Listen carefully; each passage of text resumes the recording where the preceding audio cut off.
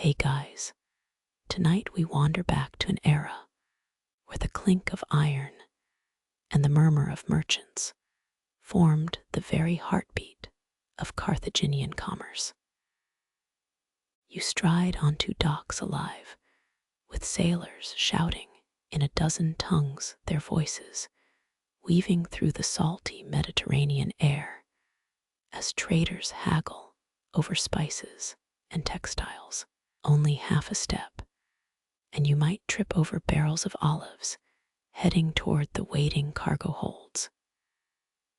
Picture this: the hustle and bustle of Carthaginian docks, not unlike a modern harbor, except you probably won't survive this. No ambulances to rescue you if you get clobbered by a stray amphora. No, back here it's the law of the jungle.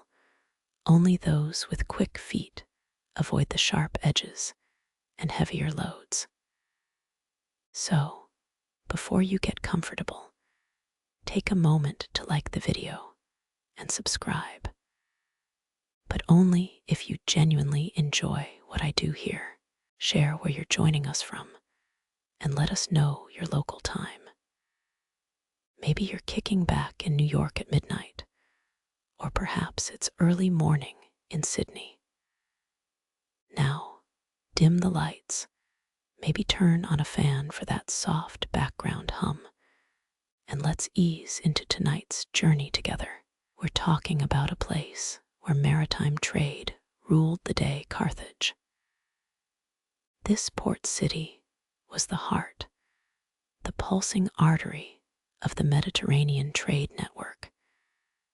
It wasn't just any old port, it was the strategic hub where East met West, where the Mediterranean's lifeblood flowed through its bustling docks. You find yourself on the edge of a bustling quay, where wooden piers stretched into the blue expanse.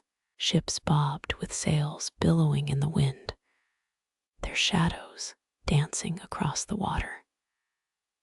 Dockworkers here didn't just move goods. They were the unsung conductors of an ancient economic symphony. Historians think Carthaginian docks operated with a precision we rarely give ancient logistics credit for. Ships couldn't afford the luxury of delays back then. Loading, unloading, and sorting, all with clockwork discipline. Historians still argue whether the Romans surpassed Carthage in maritime strategy, or merely piggybacked on the systems developed here. But one thing's for certain: the hustle and clatter of these docks tell the story of a civilization that thrived on its ability to move more than just materials. They shifted the balance of power. In the thick of this organized chaos, imagine the rhythm of heavy feet, each step crunching sand, and scattered grains of barley from a burst sack. The air thickens with the scent of pitch and seawater, mingling with the sharper sting of oiled metal. Here, you understand that each ship's fate lay in the reliable grasp of its anchors. And let me tell you, not all anchors were created equal. Stone anchors, heavier and more cumbersome, would grip the seabed like a farmer's calloused hand clutching soil, essential for those deeper waters where bronze might not suffice. Then there were the smaller metallic anchors, nimble and versatile, but requiring a dockworker's eagle-eye precision. Sorting, those was an art form, requiring a mix of intuition and experience, kind of like being an ancient sommelier of the sea. Dockworkers sorted by material, understanding that each stone and each piece of bronze could spell the difference between a successful voyage and a watery grave. Here, every link in the chain, every coil of rope, every wooden plank mattered. It wasn't just about keeping ships in place. It was maintaining the very circulatory system of trade, an economic lifeblood that no Carthage trader could afford to see clotted. Remember that the docks weren't merely places of commerce, but living stories of human ingenuity and resilience. Scholars think ancient merchant fleets adapted their anchor designs to evolving trade routes and shipping technologies. Each anchor's journey reflected the ebb and flow of a civilization's trade reach. This meticulous sorting kept the lifelines of commerce robust and reliable. Even the fringe theories are intriguing here. Experts occasionally suggest a secret Carthaginian anchor code system that used specific anchor types to communicate covert logistical instructions. Historians still debate whether such a system existed or was mere maritime myth. But who knows? Maybe there were subtle signals hidden plain for the cognoscenti of the time. As the sun dipped below the horizon, the torches flickered to life, casting long shadows over the dock. Workers exchanged knowing glances, their faces weathered and lined by years under the relentless sun. These men and women were the unsung heroes of trade, their days spent not just in labor, but in the perpetual dance of anchoring civilization itself. One whispered tale even suggests that Carthage's own navy secretly embedded messages into anchor arrangements to coordinate military logistics. Think back to those stories of coded communications in Homeric epics. Whether it's true or just a tall sailor's yarn, the thought of hidden messages embedded in everyday tasks is compelling. Historians still argue whether this was a codified process or part of a larger narrative mythos. Perhaps we'll never know. Dockworkers knew how to leverage the weight of stone and the flexibility of metal to maintain trade's heartbeat. Bronze anchors glinted under the Mediterranean sun. These were tools of flexibility, of adaptability. They weren't just metal, they were extensions of a civilization's will, holding fast its ambitions. Stone anchors, though ancient and heavy, embodied the very bedrock of resilience. They were symbols of endurance, silent sentinels in the depths. Here, under an open sky dotted with stars, you feel the pulse of a past where every anchor sorted was a life safeguarded, goods secured, trade routes maintained. The legacy of those docks doesn't just rest in the annals of history, but continues to ripple through the very fabric of our modern world. Carthaginian ports weren't just about materials, they were about mastery, about the delicate balance of precision and power. An anchor amiss could mean disaster, but sorted right by material, by use, they ensured the empire's lifelines remained taut and unyielding. That's the secret rhythm you carry within you, a testament to ancient ingenuity echoing through time. As the last echoes of today's tale fade, perhaps you'll reflect on that intricate dance of anchors, those silent sentinels ensuring an empire's pulse never faltered.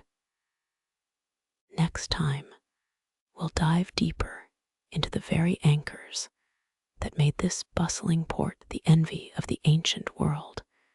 Metal versus stone, innovation and necessity, weaving an inseparable thread through history. G-Night, and may your anchors always hold steady. The docks of Carthage, that ancient crossroads of Mediterranean civilization, they buzz with ceaseless activity. You picture the scene, traders shouting over crates, merchants arguing prices with furrowed brows, and nestled amid this organized chaos, you spot a critical player in this maritime ballet. Anchors. Let's pause here. Anchors. Those seemingly unglamorous hunks of metal and stone. But look closer, because they're the unsung heroes, keeping ships steadfast against the sea's unpredictable moods. Their heavy forms lie at the bottom of bustling waters, holding vessels as still as whispers in a library. They made Carthage's trading prowess possible, after all. Different waters demand different tools.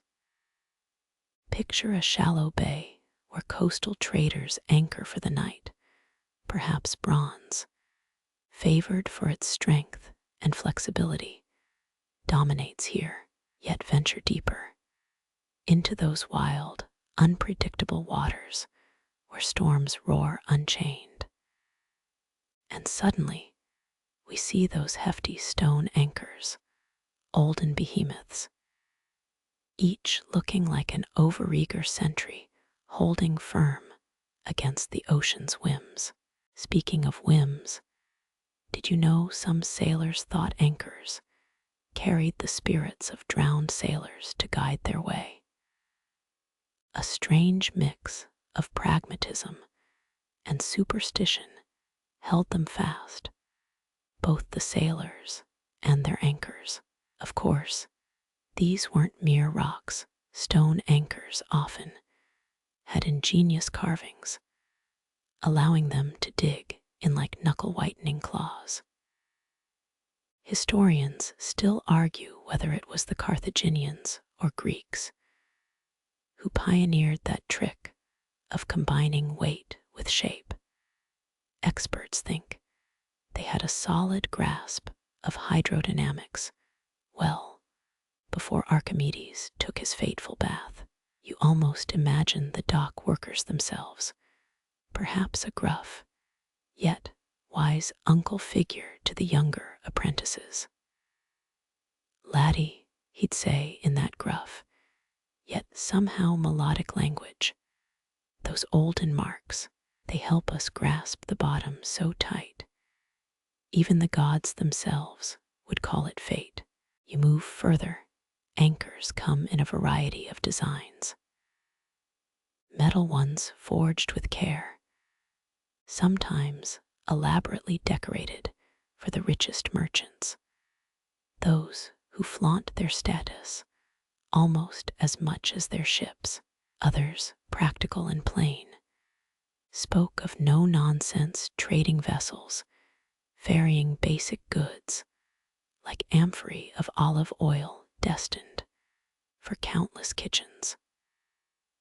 But let us not forget, not every anchor was forged for the gentle embrace of a calm harbor. Naval vessels needed anchors that adapted quickly for sudden retreats or ambushes. Carthaginians designed with resilience in mind, a strategic choice as much as a maritime one. Here's another quirky thought. Ancient anchors had a reputation for being sold objects, as if the weight they carried wasn't enough. It was whispered among sailors that an anchor's history, its countless dives beneath the sea's surface, somehow imbued it with wisdom. You think, What if that old anchor from the Punic Wars had been in battles we still read about today? But the real heart of the docks, those Carthaginian workers, the backbreakers, the soul of this trade hub, they knew every chain link, each crack in a metal anchor surface. They sorted not just by material, but by story. Metal anchors from ships sailing to the coast of Spain. Bronze vessels venturing near the treacherous currents past the Strait of Gibraltar.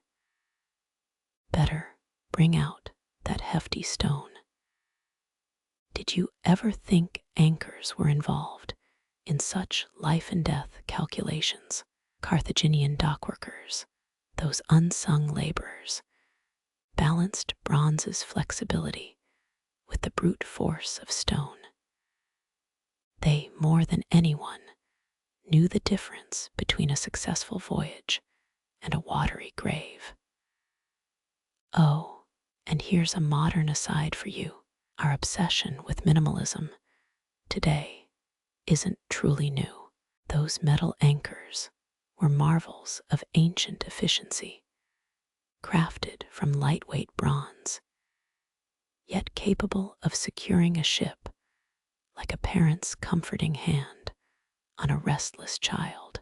In essence, each anchor tells a tale of the sea, of those who carved their destinies upon its waves, and of a city whose bustling docks shaped the ancient world's heartbeat. Anchors, humble and mighty, are the anchors keeping trade, tradition, and stories rooted as securely as any ship tethered in the restless embrace of the Mediterranean. You find yourself drawn deeper into the rhythm of Carthage's docks. Each anchor nestled there carries whispers of ancient trade routes. But why did material matter so profoundly? Imagine standing beside those industrious dockworkers. Every day, they choose between bronze's adaptable strength and stone's brute grip. Ah, the mainstream fact awaits. Bronze anchors were more than just luxury items. They revolutionized maritime travel because they could bend slightly without snapping. A crucial feature when currents tugged unpredictably. It was like choosing a flexible, yet resilient, partner in a tango with the sea. Now, a quirky thought to lighten the moment. Ever heard of anchors being trained by their sailors? Some believed anchors absorbed a sailor's spirit, making them more efficient the longer they stayed with one ship. Like a seasoned pet who knows all your quirks. Did those old Carthaginians slip their anchors extra supper, hoping for loyalty? Historians still argue whether these beliefs were more superstition or practical wisdom. Did ancient mariners actually sense an anchor's subtle weight differences over time? Picture yourself among them, weighing choices just as meticulously. Bronze was the go-to for coastal waters.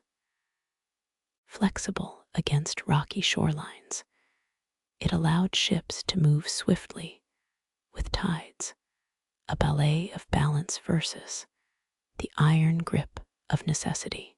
The dockworkers, those unsung experts, sorted these for smaller trades, quick exchanges where speed was the merchant's best friend.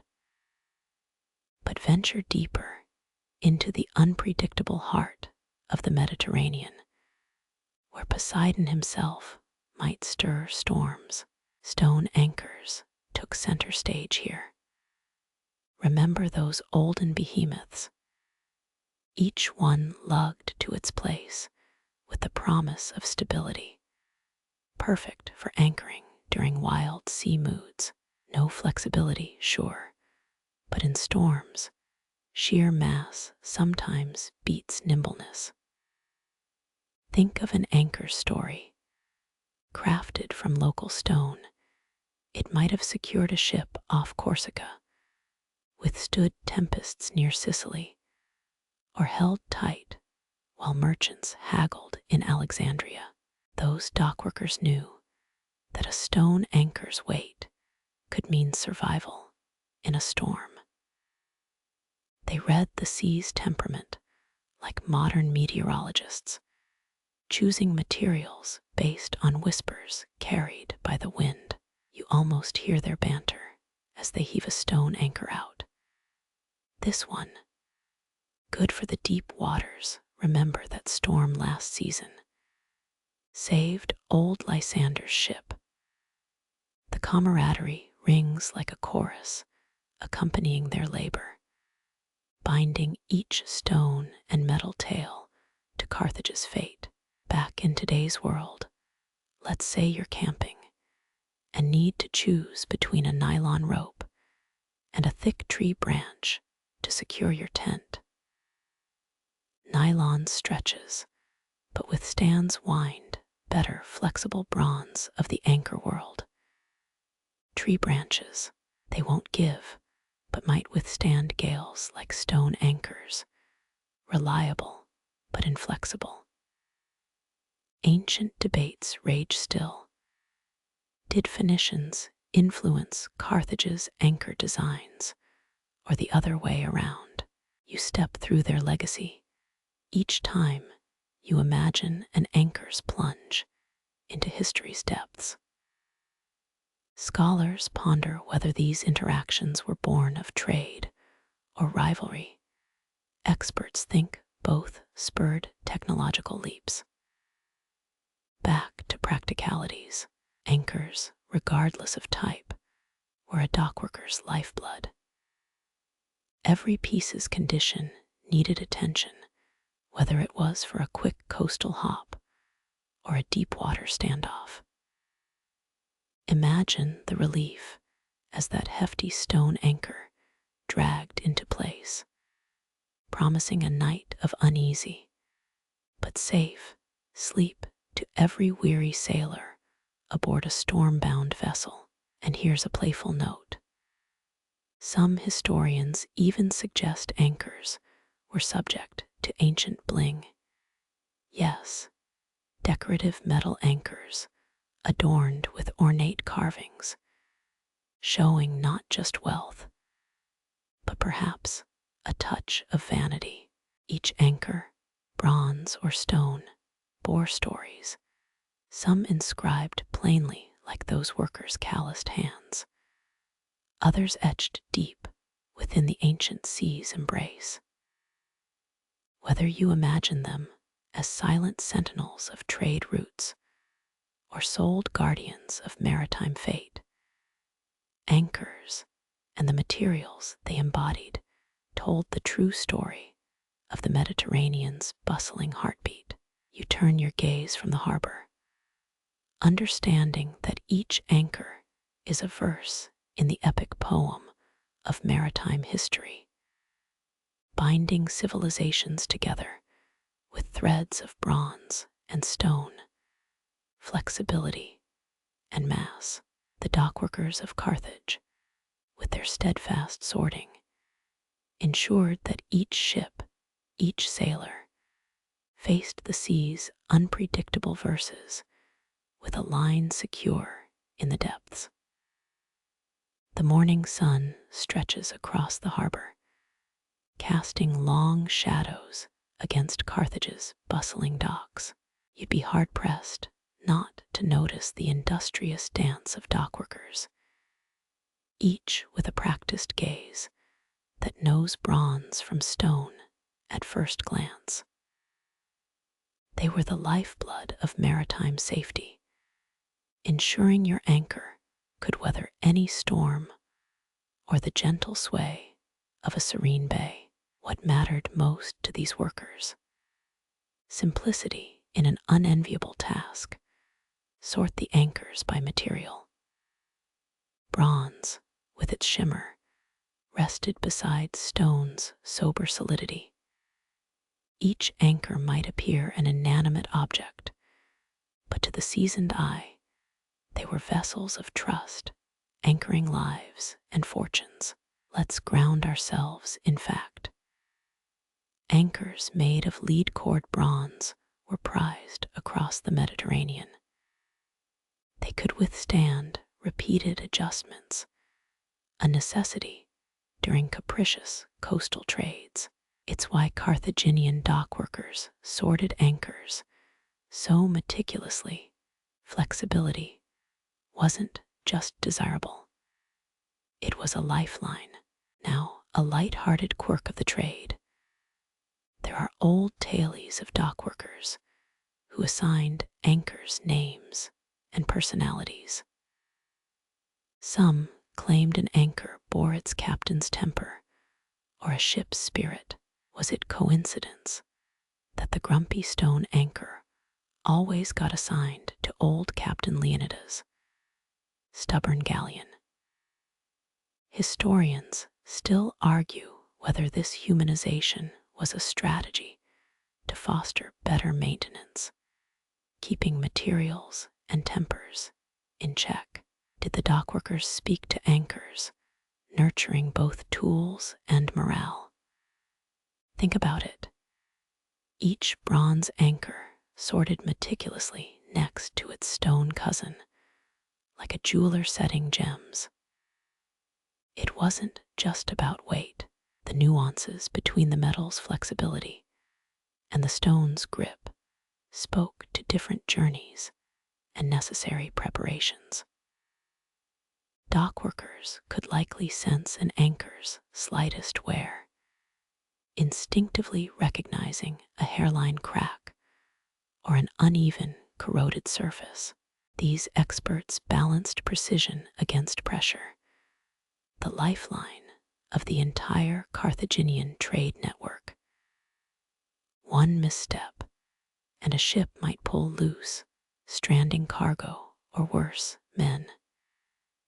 If you're ever camping, perhaps those same principles hold. Nylon cords versus hefty branches. Adaptability versus brute strength.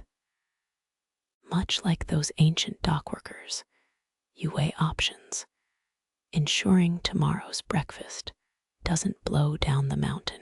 Back near Carthage, imagine the conversations, gruff voices breaking the day. The stone one's for the western docks. The sea, there's a beast.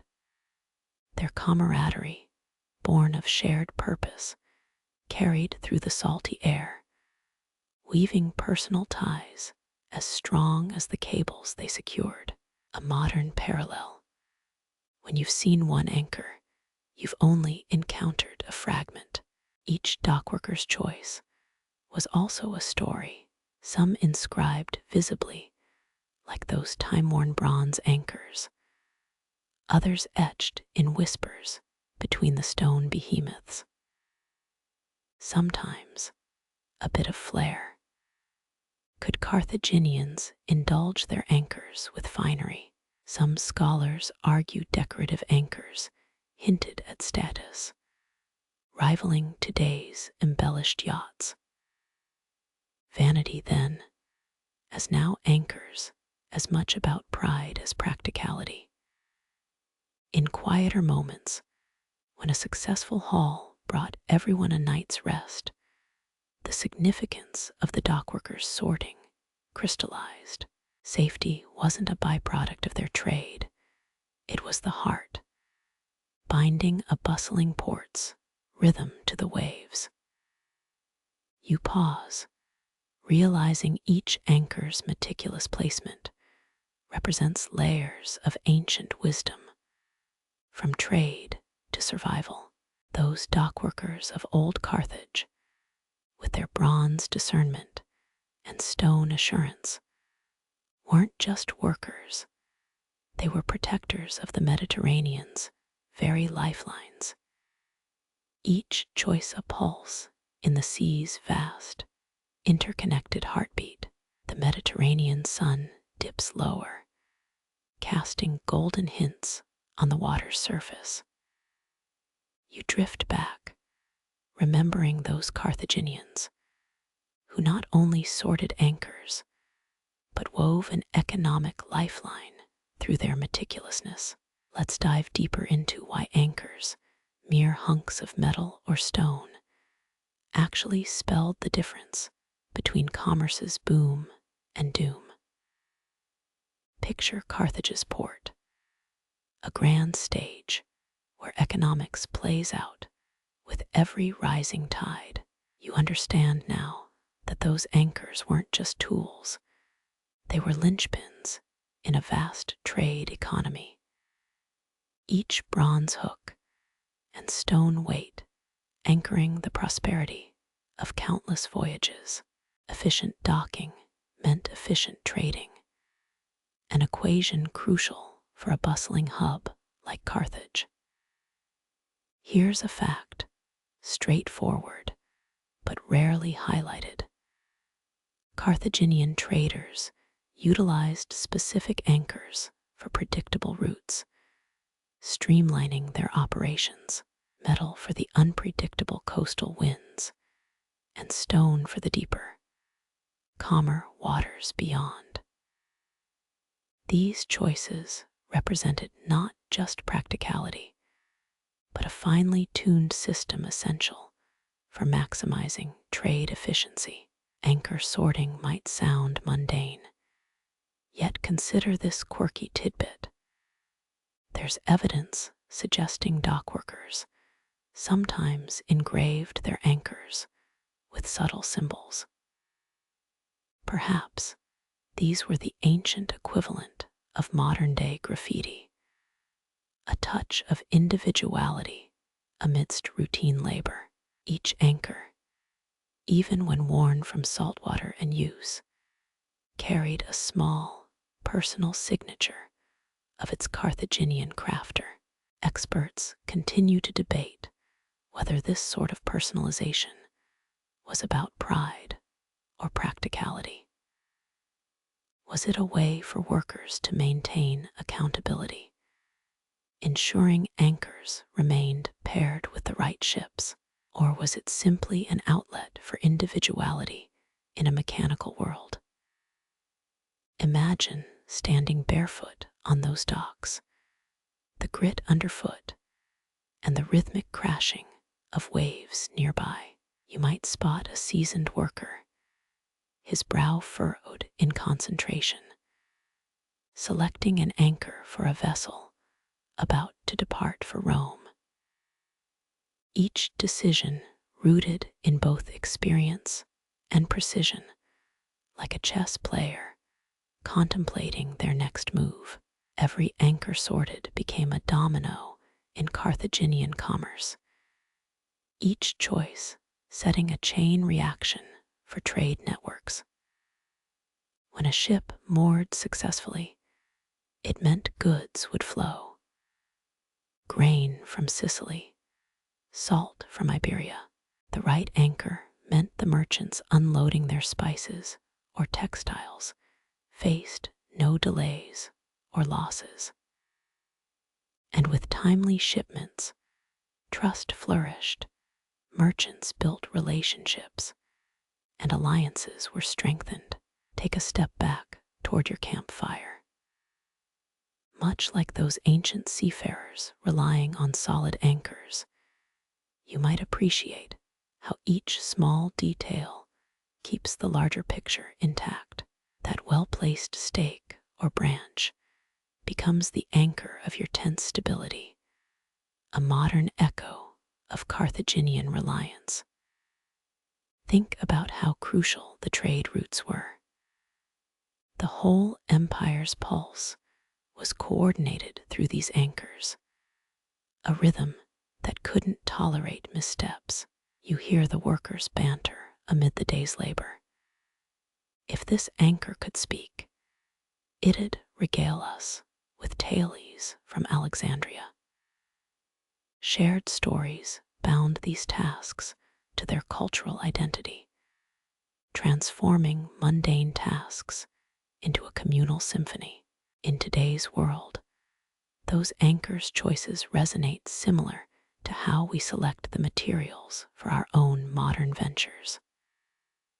Flexibility, durability, efficiency. These timeless concepts still anchor our decisions, whether in business strategies or camping prep. As you imagine the workers lifting weathered hooks marked with signs of wear, visible testimonies to voyages braved, realize that every anchor's sorting, while steeped in practicality, was an art form essential to Carthaginian economy. Their choices, an unspoken poetry, set countless ships adrift with confidence. Each bronze gleam or stone's heavy thud wasn't just a job done.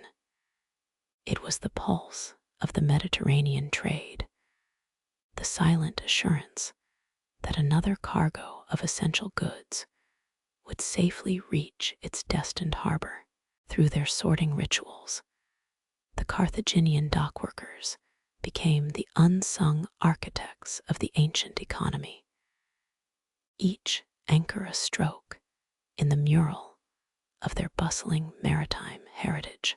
The bronze anchors gleam under the fading sun, symbols of Carthage's coastal prowess.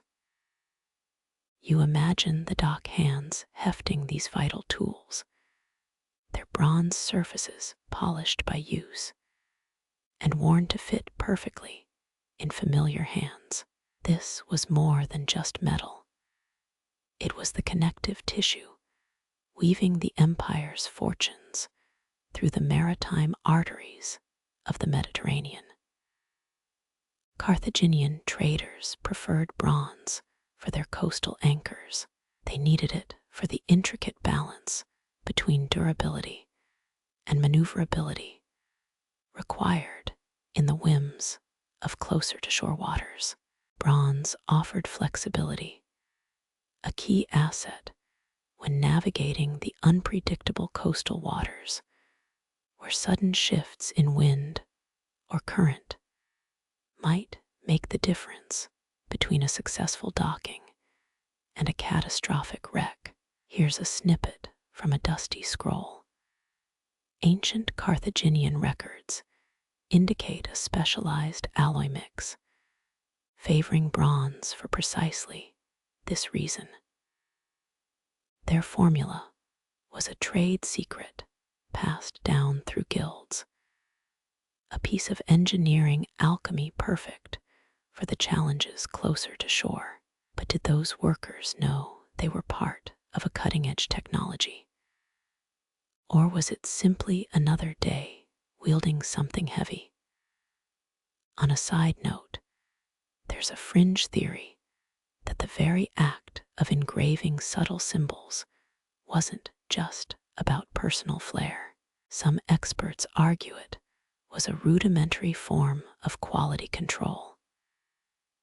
Each anchor, marked by a specific worker's unique insignia, guaranteed accountability. Breakage meant answering to your symbol, one historian joked. But the question remains, was this system a mark of personal pride or a stringent method of maintaining quality? Imagine you're there, not overseeing the commerce, but observing as the dockworkers hoist the bronze anchors onto waiting ships. Their movements are fluid, each action precise despite its repetitive nature. You watch as a dockworker pauses. His gaze shifts toward the horizon just as the setting sun glints off a freshly polished hook. Was he contemplating the anchor's next journey? Or perhaps thinking about how his own life mirrored the voyages these tools embarked on? Remember, not every anchor story involved trade. Some were repurposed, historians claim, into decorative motifs in homes. Wealthy Carthaginians, fascinated by the ocean but grounded inland, adorned their homes with these maritime symbols, metal talismans hinting at far-off places their owners might never see. It's like the modern obsession with seashell decor, except with the equivalent weight and utility of a small car. A debate simmers among historians. Could these repurposed anchors influence what we perceive as ancient Carthaginian interiors? Some say they reflect the maritime economy's omnipresence, while others think it was just an early instance of aspirational decor. Historians still argue whether these anchors were symbols of wealth or just another way to hedge against metal resource shortages. Picture now a ship leaving port. The captain's confidence rises with every knot tied and anchor checked.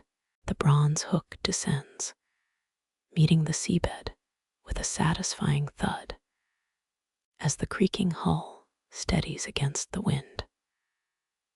Such silent dramas played out again and again, each anchor's proper sorting ensuring the continued prosperity of Carthaginian docks. The dockworkers' legacy continues to reverberate. Think about how bronze, once the zenith of maritime material, later became just a nostalgic memory.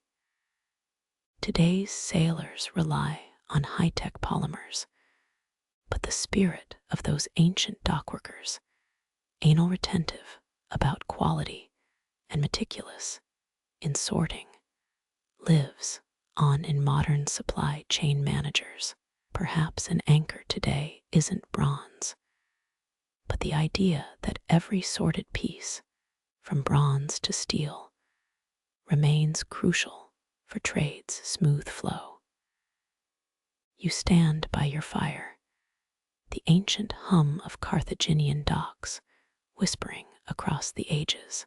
Each anchor, whether bronze or stone, wasn't just a tool, it was a chapter in a grand narrative of commerce, stability, and the relentless march of history, driven by human ingenuity and the humble work of hands on the docks.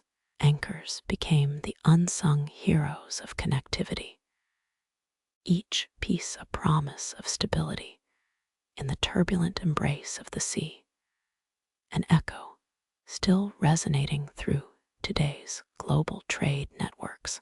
Bronze hooks glittering under the Carthaginian sun, their surfaces worn by use, stand as testaments to the delicate dance between craft, economy, and the relentless tides of time.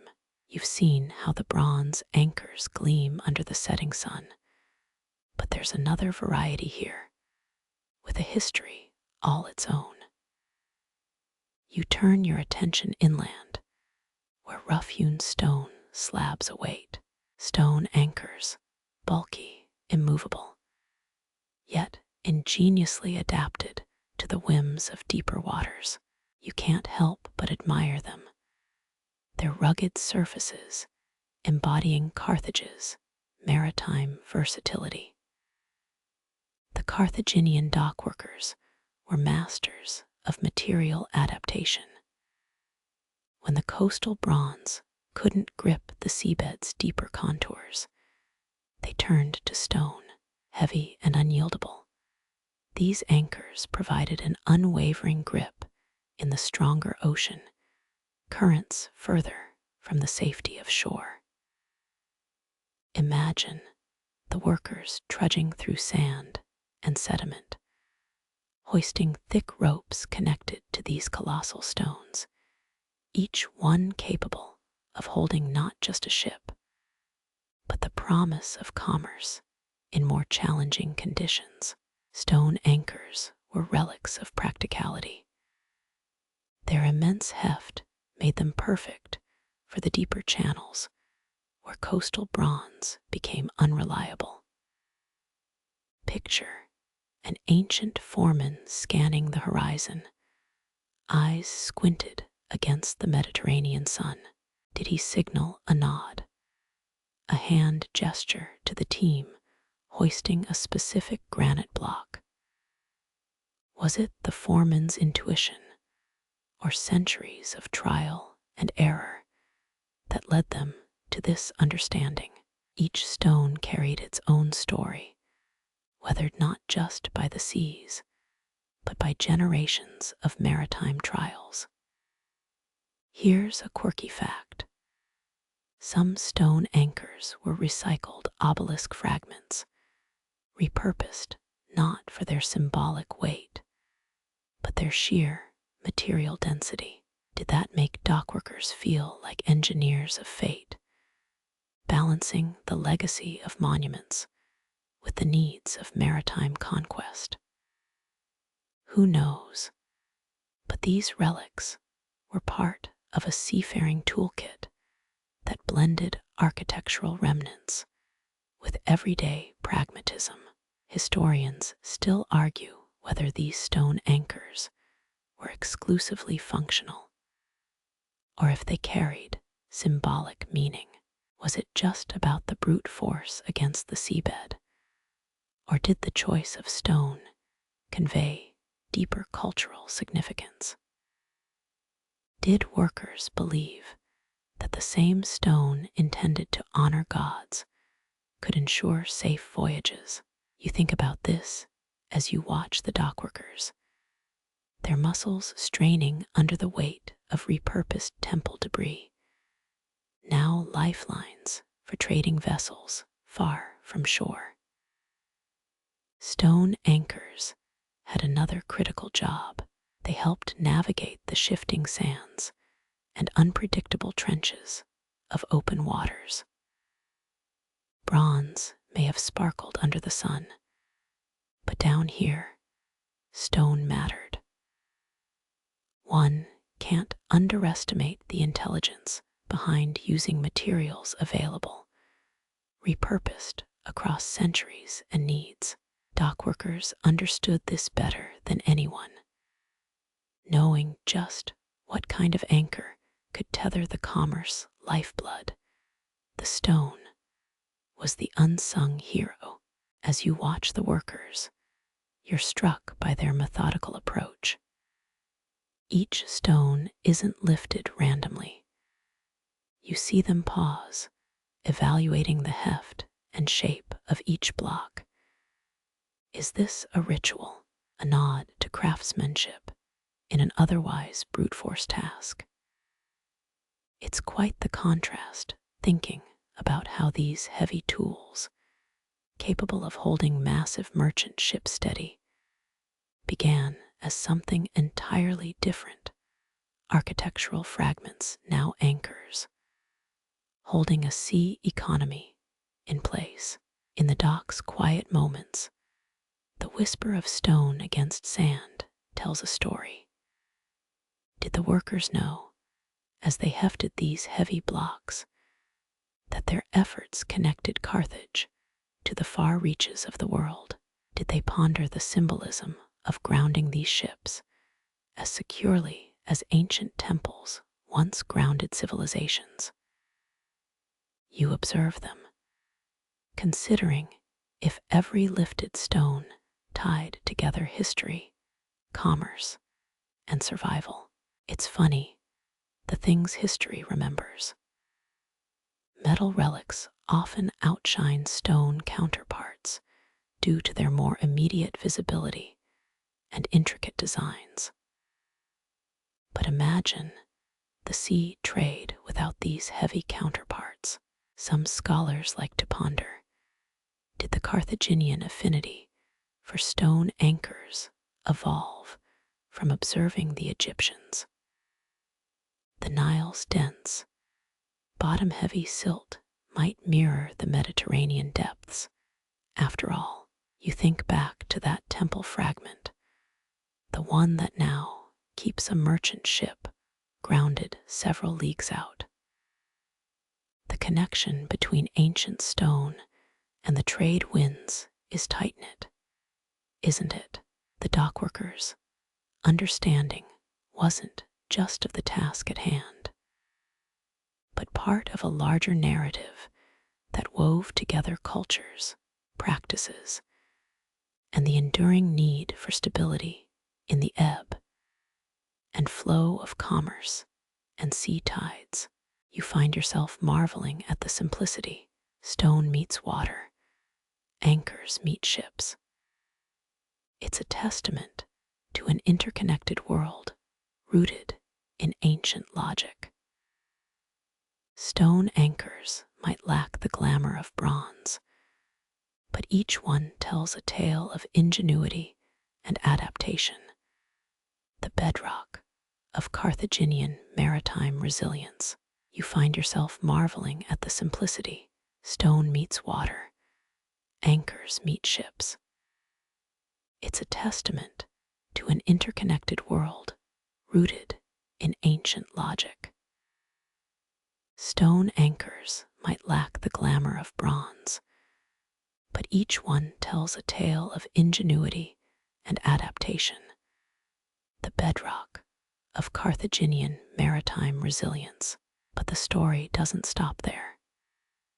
Each anchor was a carefully chosen tool, tailored to the vessel it would steady. Picture the Carthaginians working in teams, deciphering the unique needs of different ships. Some needed the sheer mass of stone for deep waters, while others required metal's precision for coastal navigation. The dockworkers had to be keen observers, noting the subtle variations in hull design and deck movement. Did that ship bob a little too eagerly in the swells? It needed more weight, not less. Customization wasn't merely a preference, it was a survival strategy. They knew that a merchant ship carrying precious olive oil required different stability than a warship racing to confront a rival fleet. Did they use smaller stone anchors for the swift triremes? Maybe bronze for faster ships, given the material's lighter weight, yet reliable hold. Historians still argue whether certain anchor designs were trade secrets or just passed down as common knowledge. Each dockworker's role extended beyond lifting and sorting. They were the living library of maritime wisdom. When you think about it, every day was a lesson in physics and engineering. How much material would balance the current's drag? Would a jagged stone shape catch more effectively? Or was it sheer heft that mattered most? Such questions didn't come with scrolls or lectures.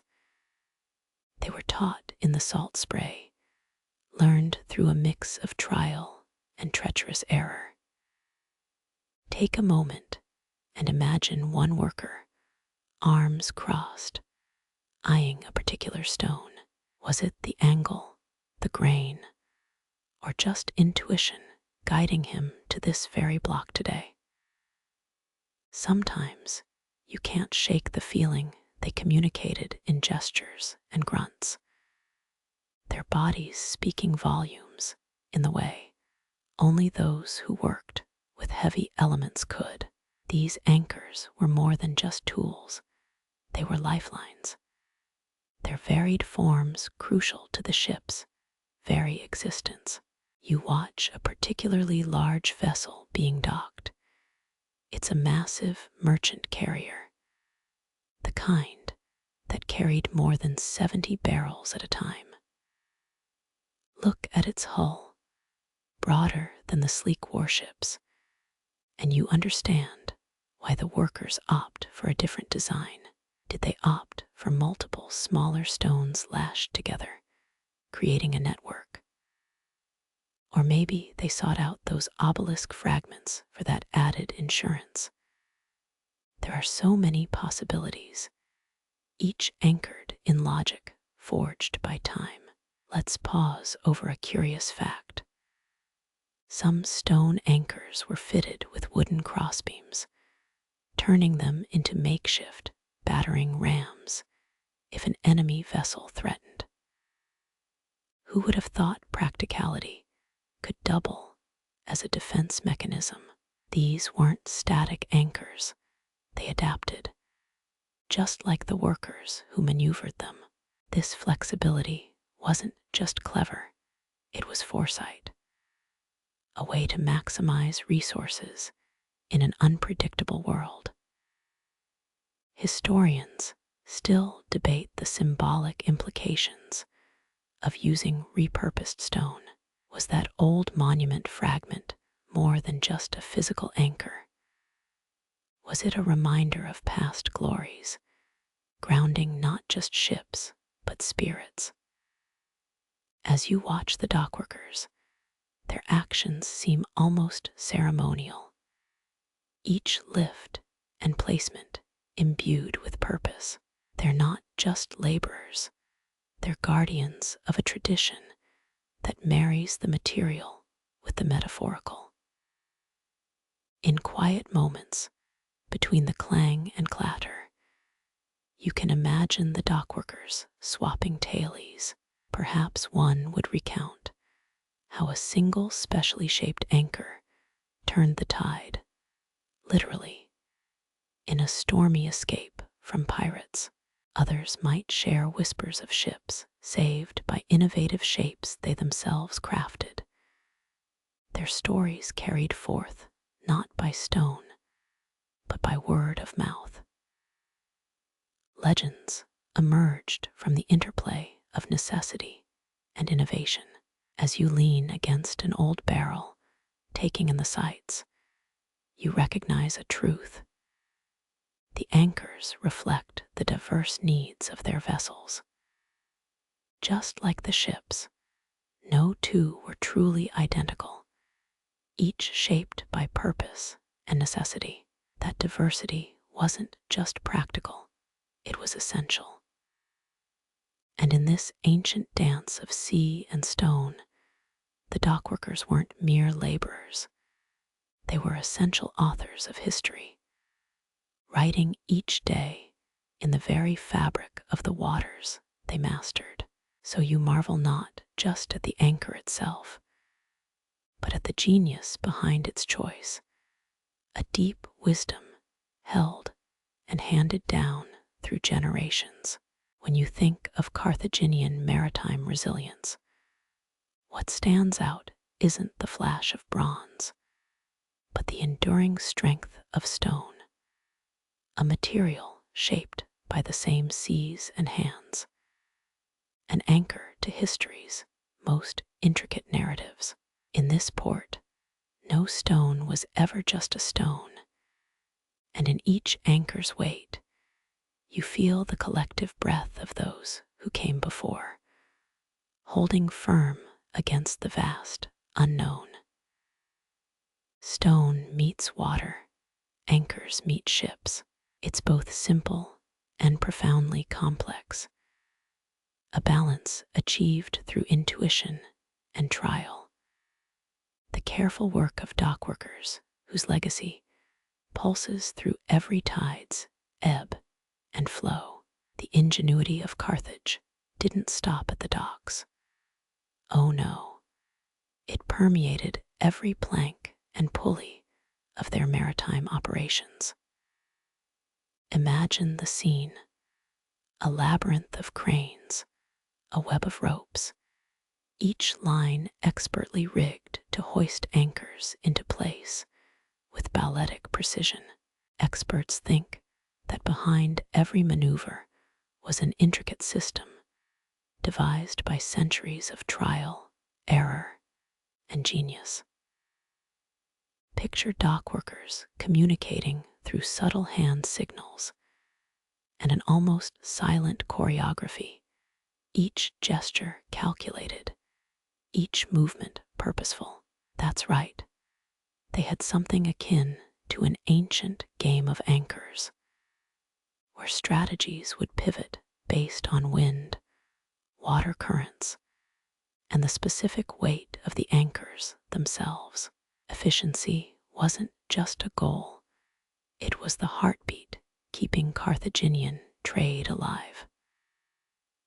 Let's consider, in such a meticulous sorting system, there were master dockworkers who could identify the unique properties of various stone and metal anchors from a distance. That's some serious anchor ESP, wouldn't you say? These seasoned experts could tell by a shadow or a slight imbalance just by looking if an anchor would hold steady in the next storm. Historians still argue whether such precision could be achieved through simple training, or whether it was passed down as almost mystical maritime lore. Maybe there was a sort of anchor sage among the workers, the one who knew by instinct which stone would grip the seabed best, or which metal would weather a gale. Fascinating, isn't it? And here's something quirky. Rumors float around suggesting some dockworkers could taste the heft of anchors by dipping their fingers in the seawater and judging its minerals. A practice steeped in superstition and tradition. While it sounds like a fisherman's yarn, the notion hints at how deeply embedded maritime wisdom was in their daily lives. Back to our expert workers. Imagine the efficiency when vessels arrived, each anchor whisked to precise locations marked by intricate symbols, perhaps old Semitic script only they understood. This wasn't just logistics, this was ritual. Every maneuver was not just calculated, but almost sacred, a dance practiced and perfected through endless repetition. Now, remember the massive merchant carrier we mentioned earlier, the one hauling 70 barrels. You can bet the dockworkers knew exactly how many anchors and ropes were required to steady its cumbersome frame. Did one worker coordinate others in a sequence that felt almost timeless, like an echo of old trade routes whispered in the wind? Picture it. The workers form a human chain, each one a cog in this marvelously intricate machine, a symphony performed in sweat and salt. Could such systems have inspired later port cities? One can dream about Alexandria's dockworkers adopting similar techniques generations later, paying homage to Carthaginian innovation. And here's an amusing thought. What if a newly minted dockworker mistook a bronze anchor for a stone one? Just picture the ensuing chaos and laughs, their seasoned mentor shaking his head as he explained the cardinal errors of anchor mismatching. These were lessons learned through jest and jab, a camaraderie forged in the rigors of the sea. As vessels floated into harbor, you'd see the genius behind this sorting system in full swing. No anchor was left to chance. There's a reason Carthaginian ships became the envy of the ancient world.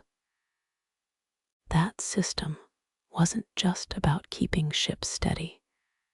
It was a metaphor for the careful balance of trade, politics, and sheer determination.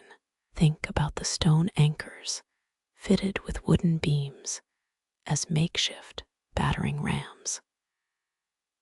This versatility was at the core of Carthaginian innovation, a blend of practicality and foresight that made them maritime masters.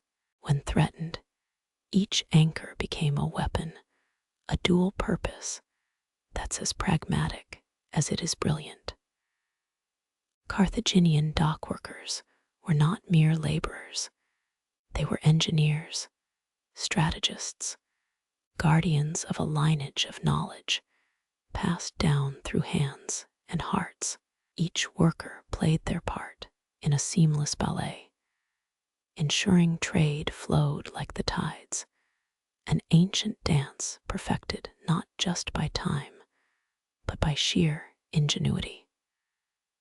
So you find yourself reflecting their systems of sorting, their choreography of ropes and pulleys. Was it intuition? Was it art? Perhaps it was both, a balance achieved through countless hours of practice and adaptation. These workers weren't just moving anchors, really. They were etching stories into the very foundation of history, crafting legends with each carefully calculated choice. As you lean against that well-worn barrel, taking in the scene, you're no longer just an observer, but a part of this narrative. You can almost hear whispers from generations past, each voice a thread in a grand tapestry woven from salt water and stone. It's not just about anchors anymore. It's about the brilliance of ancient ingenuity, the heartbeat of a civilization anchored in the pulse of its docks. You notice a worker with bronzed skin and forearms, muscles rippling as he grips an anchor chain.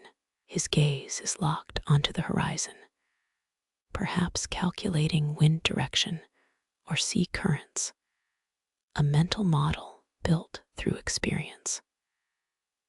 That's part of their daily duty, knowing when to move fast and when to be deliberate.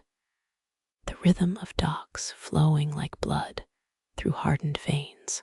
You can almost hear Carthaginian dockworkers hum a chant, each note aligned with the push-pull motions of their tasks.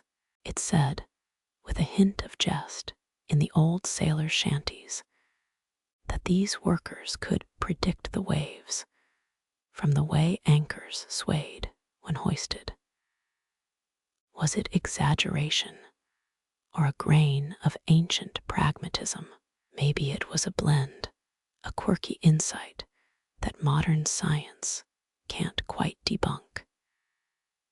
Either way, it's clear that their work went beyond physical toil.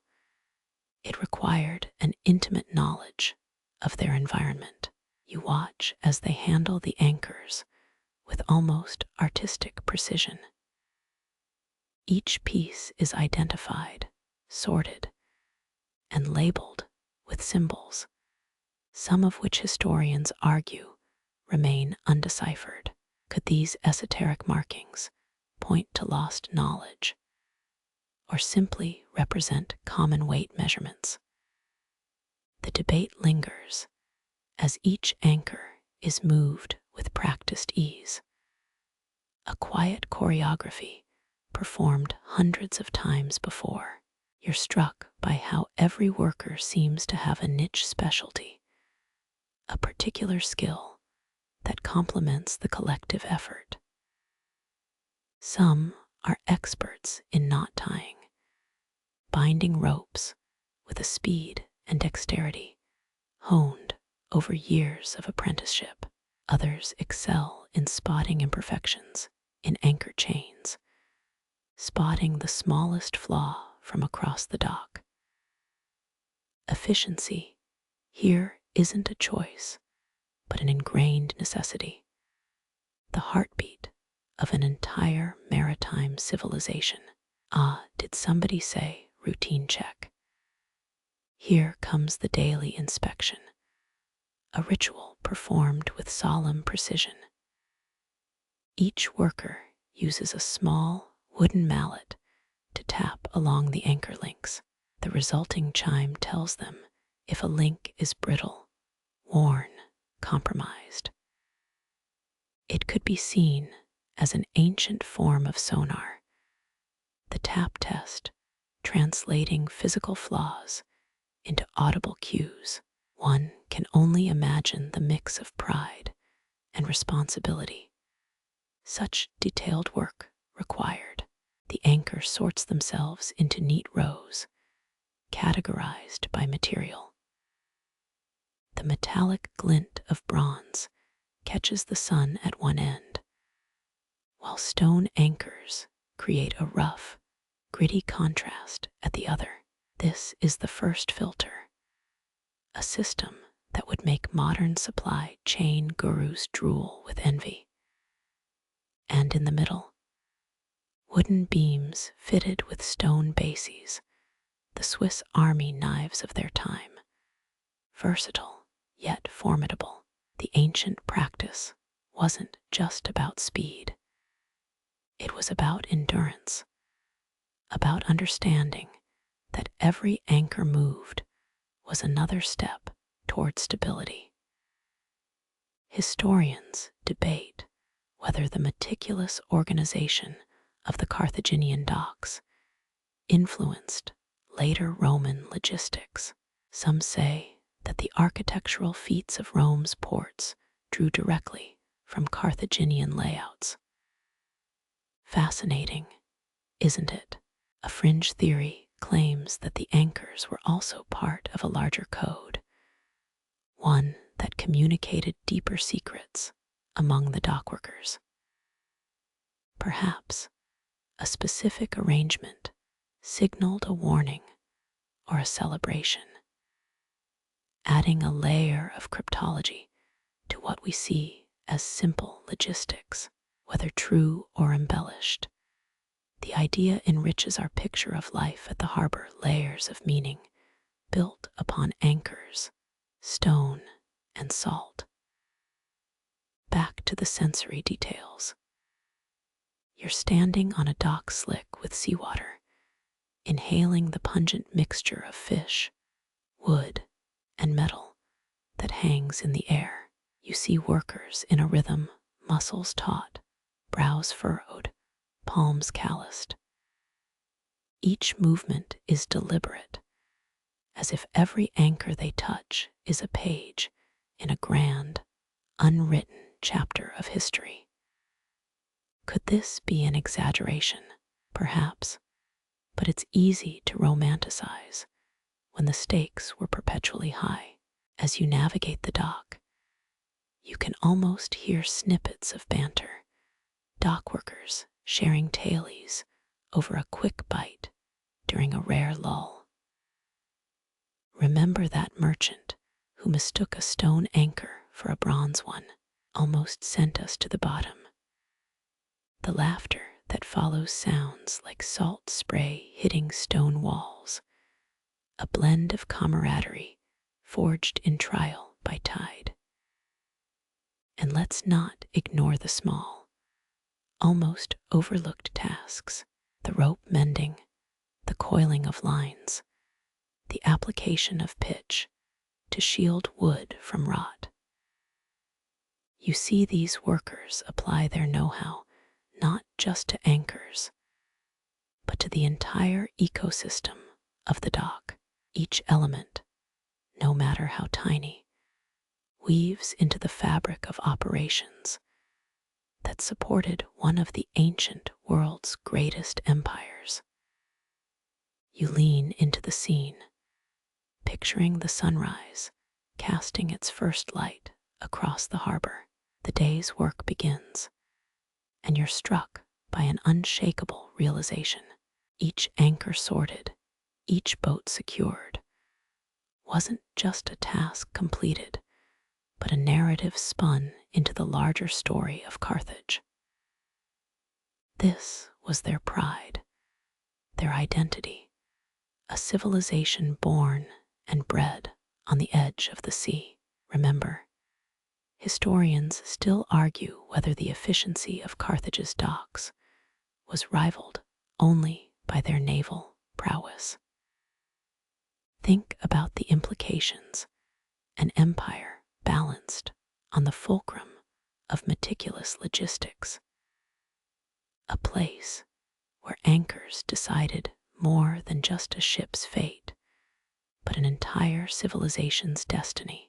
As the sun dips lower, casting the dock in warm hues of orange and gold, the workers pause for a moment. You see them wipe sweat, share a rare smile, perhaps reminisce about a particularly challenging day when the waves were fierce and the anchors twice as stubborn. It's these small moments of humanity that anchor the narrative, grounding the grand tales of empires in simple, lived experiences.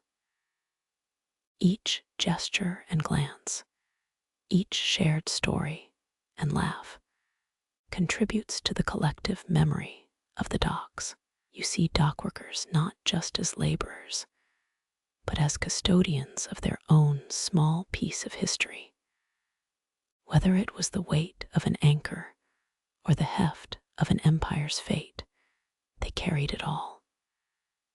And as the day winds down, it's clear the genius of Carthage wasn't in its fleets or cities alone, but in the heartbeat of its harbors. Every dockworker, every anchor, every line added a note to the symphony of an ancient civilization. It's said that even the gods themselves marveled at the sight: such precision, such devotion. Whether myth or history, it's a testament to the everyday brilliance that built an empire anchored by mere mortals. So you stand, imagining the whispers of history swirling around, from stone to bronze, from legend to life. Anchor sorting was more than a daily duty. It was a testament to innovation, strategy, and the human spirit. You've learned the intricacies, absorbed the rituals, and perhaps even imagined yourself among those skilled hands on the docks. The sea's whispers become louder, echoing tales from an era built on anchors and ambition. The last glint of sunset retreats, and night slowly cloaks the bustling harbor. One might think the day's toil ends at twilight, yet Carthage's ingenuity thrives in its methods of resource management. You discover that while daytime is reserved for the physical labor of handling anchors, nighttime unveils a quiet, calculated rhythm of supply allocation. Under the silvery light of the moon, you notice the shadows of workers still moving, albeit with a different purpose. They gather in small clusters, illuminated by flickering oil lamps, consulting ancient ledgers etched with meticulous entries.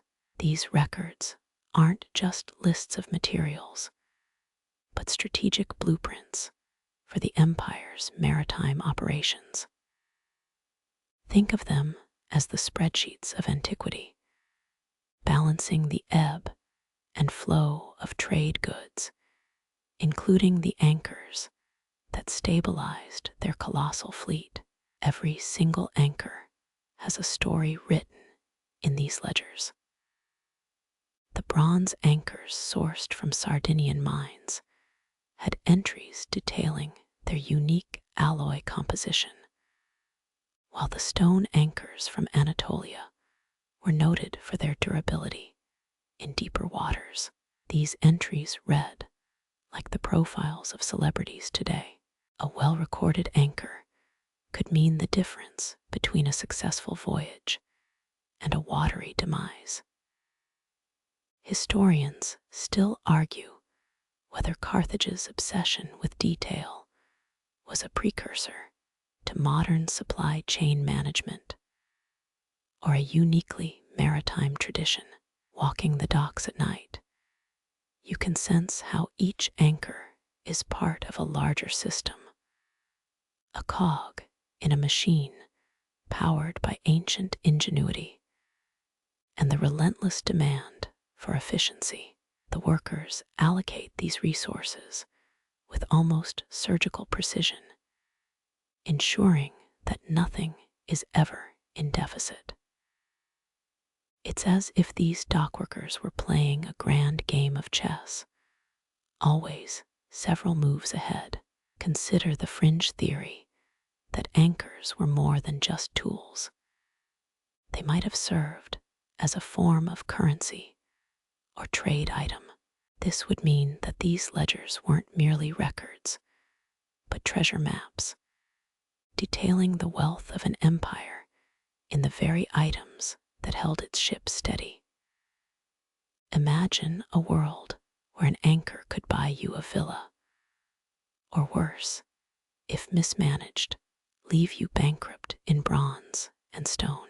As you wander, the low murmur of whispered debates floats through the salty air. Did Carthage pioneer the principles of lean manufacturing? A dockworker ponders. The debate isn't just academic. These theories underpin centuries of logistical evolution that echo in today's strategies. In the shadows, experts think Carthage's harbor was an open-air think tank, centuries ahead of its time. The dockworkers' allocation methods could teach MBA students a thing or two well. Minus the oil lamps and stone tools, the dockworkers handle pitch and tar with care, understanding their role in this silent theater of resource management. Every bit of material is accounted for. Every barrel of pitch is strategically placed for when the next fleet sails out to reclaim its dominance in the Mediterranean. You can't help but notice the stark contrast between the day's physical labor and the night's calculated planning. It's this balance of brute force and meticulous strategy that ensures Carthage remains a maritime powerhouse. In the flickering yellow light of the oil lamps, you might see a worker pause, staring out toward the horizon. They are not just dockworkers, but guardians of Carthage's seafaring legacy, entrusted with the weight of the empire's ambition.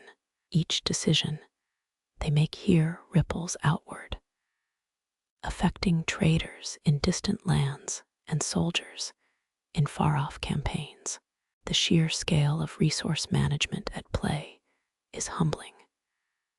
A symphony played out in oil lamps, ledgers, and anchors. And though legends might embellish their tales, the fact remains: resource management was the lifeblood of Carthage's maritime dominance. With each expertly allocated anchor, Carthage secured not just its harbor, but its destiny. You realize the true genius lies in a seamless balance. The very heartbeat that keeps this empire tethered, like their anchors, firmly grounded in the strategic currents of history. You stand at the crossroads of strategic history. Carthage's docks stretch out before you, a living embodiment of ancient naval power. The sheer significance of anchors isn't just in their ability to hold ships steady. Embedded within them are tales of conquest and commerce, threads woven into the fabric of military and trade supremacy. Daylight fades, revealing the silhouette of workers casting last glances at their charges. These sturdy hunks of metal and stone were lifelines for sailors in tempestuous waters and tools for soldiers waiting to cross between battles. Historians still argue whether Carthage's anchors tipped the scale during decisive naval combat or merely supported the mundane yet critical commerce. You can almost hear the clank of bronze and stone anchors lining the ancient quays, reflecting Carthage's dual purpose. Maritime scholars think bronze anchors dominated coastal raids, their versatile shape ideal for swift ship turnarounds in covert operations. Meanwhile, the sturdy stone anchors, cumbersome yet reliable, perhaps found more favor in securing the vessels of traders laden with spices and fabrics. Though this remains a point of fervent academic debate as you trace the rhythmic steps of dockworkers, synchronizing every load. Remember, in an era when war and trade were inseparable, the anchor was a silent ambassador of both. On the one hand, it tethered vessels in bustling ports where fortunes switched hands, silks for olive oil, grains for timber. On the other, it secured warships anchored offshore awaiting orders to intercept rival fleets sneaking through sea lanes. You find it amusing.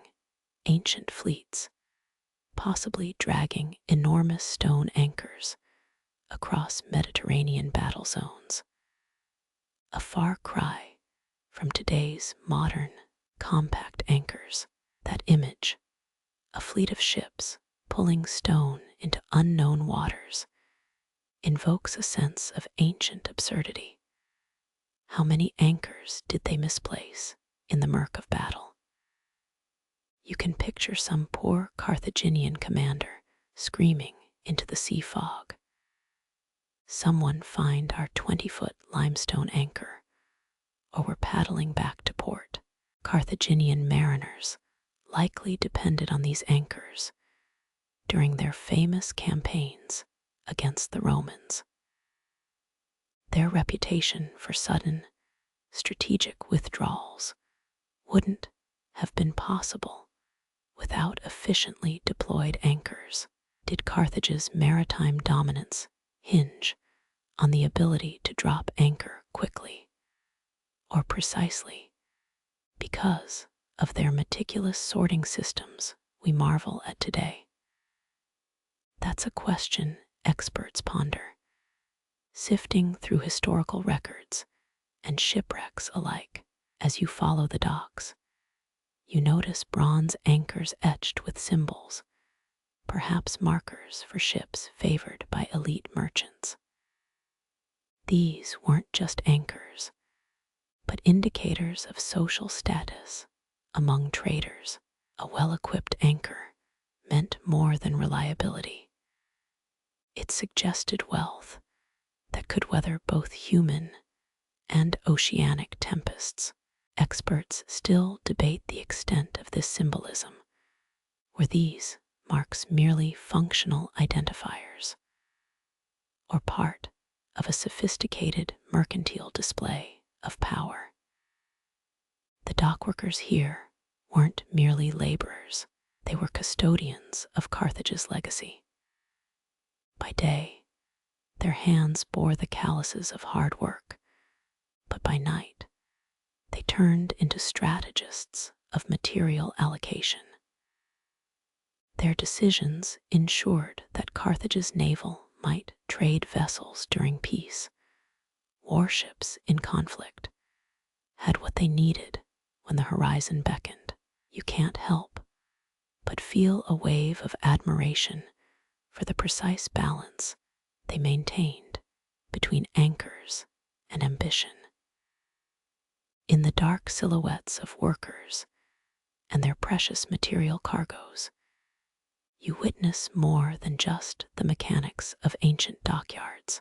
You see Carthage itself, with every anchor a reminder of its entwined destiny, caught between the rocks and tides of military necessity and economic ambition.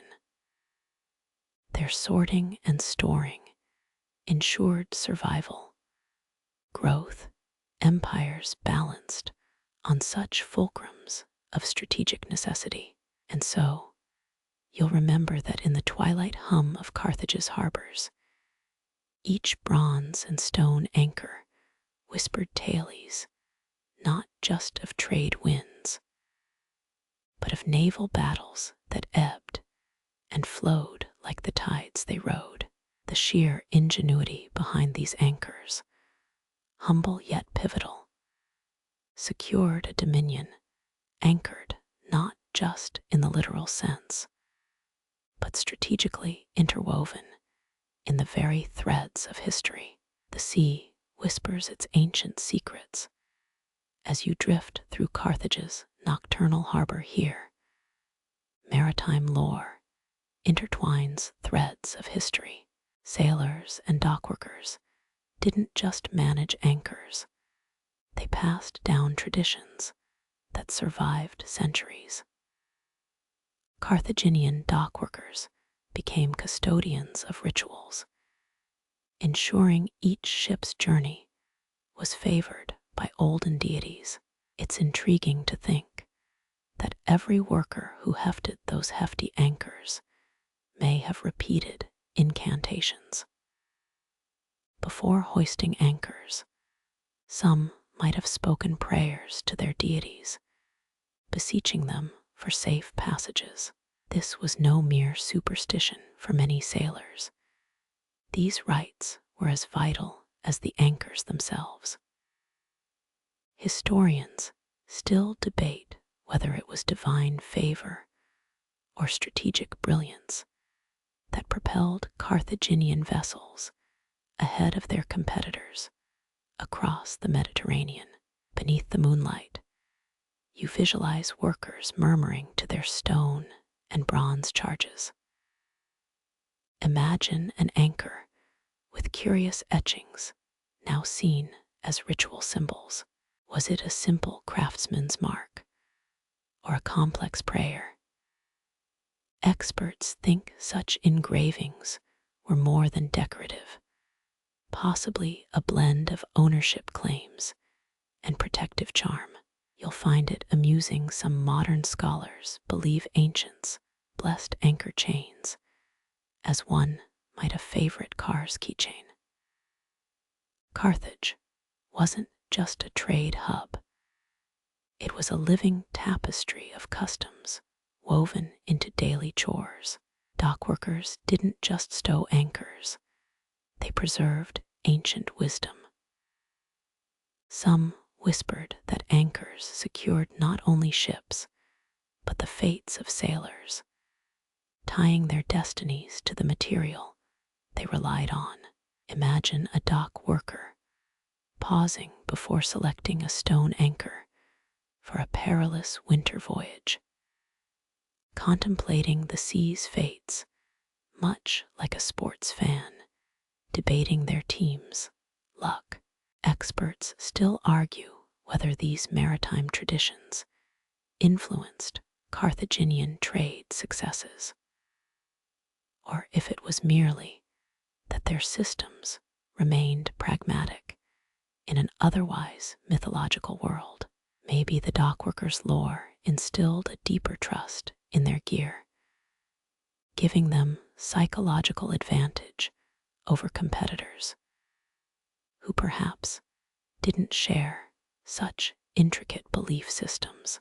As the tide shifts, so do your thoughts towards ritualistic preparation and seasonal adaptations. Each anchor choice wasn't arbitrary. Perhaps stone for unknown depths, bronze for familiar ports. Dockworkers might have selected with mindful reverence, knowing each anchor carried inherited wisdom. Today's sailors might scoff at such archaic musings, dismissing superstitions in favor of charts and apps. But imagine the psychological weight lifted when a veteran mariner felt their fate was anchored to centuries of tradition. Carthaginian workers likely knew local sea deities' temperaments.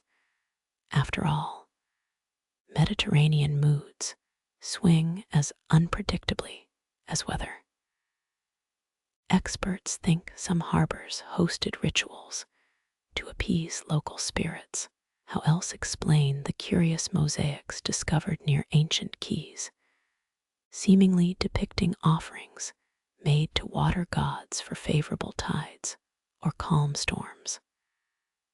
Such rituals might have bordered on fringe, yet for those workers, they were life and death.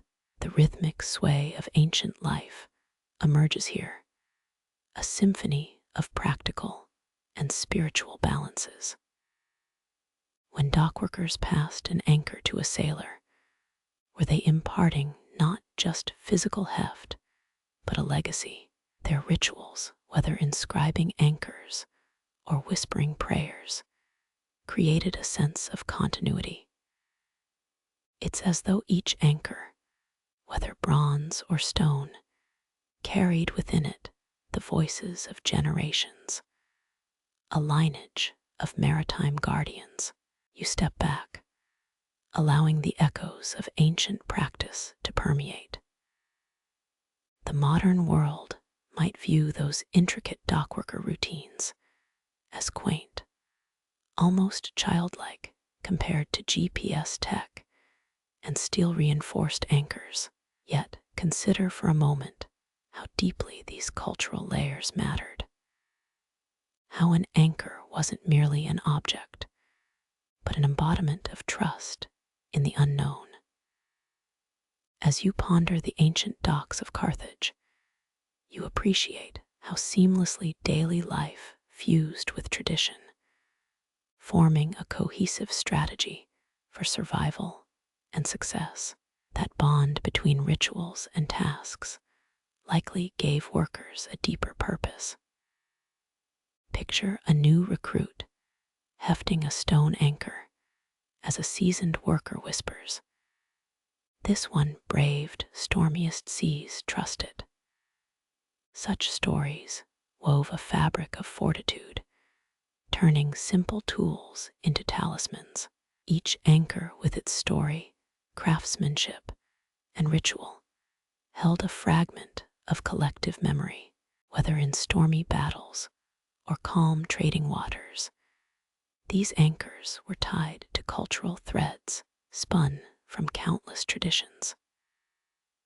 As we consider these anchors today, their roles remain more profound than their mere physical function.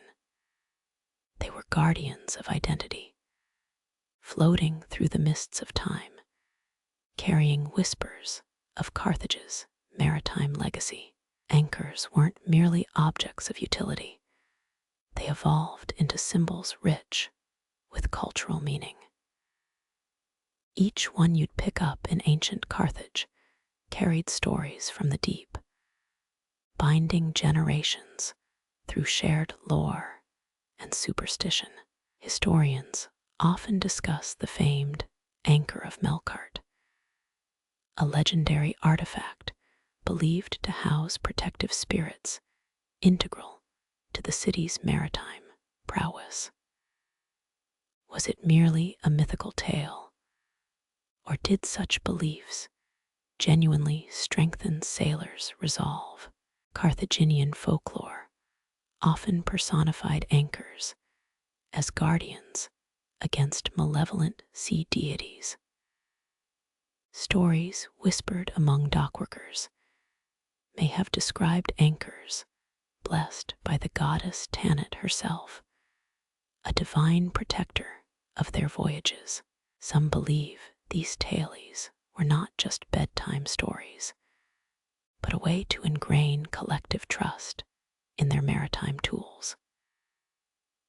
anchor inscriptions really summon fair winds?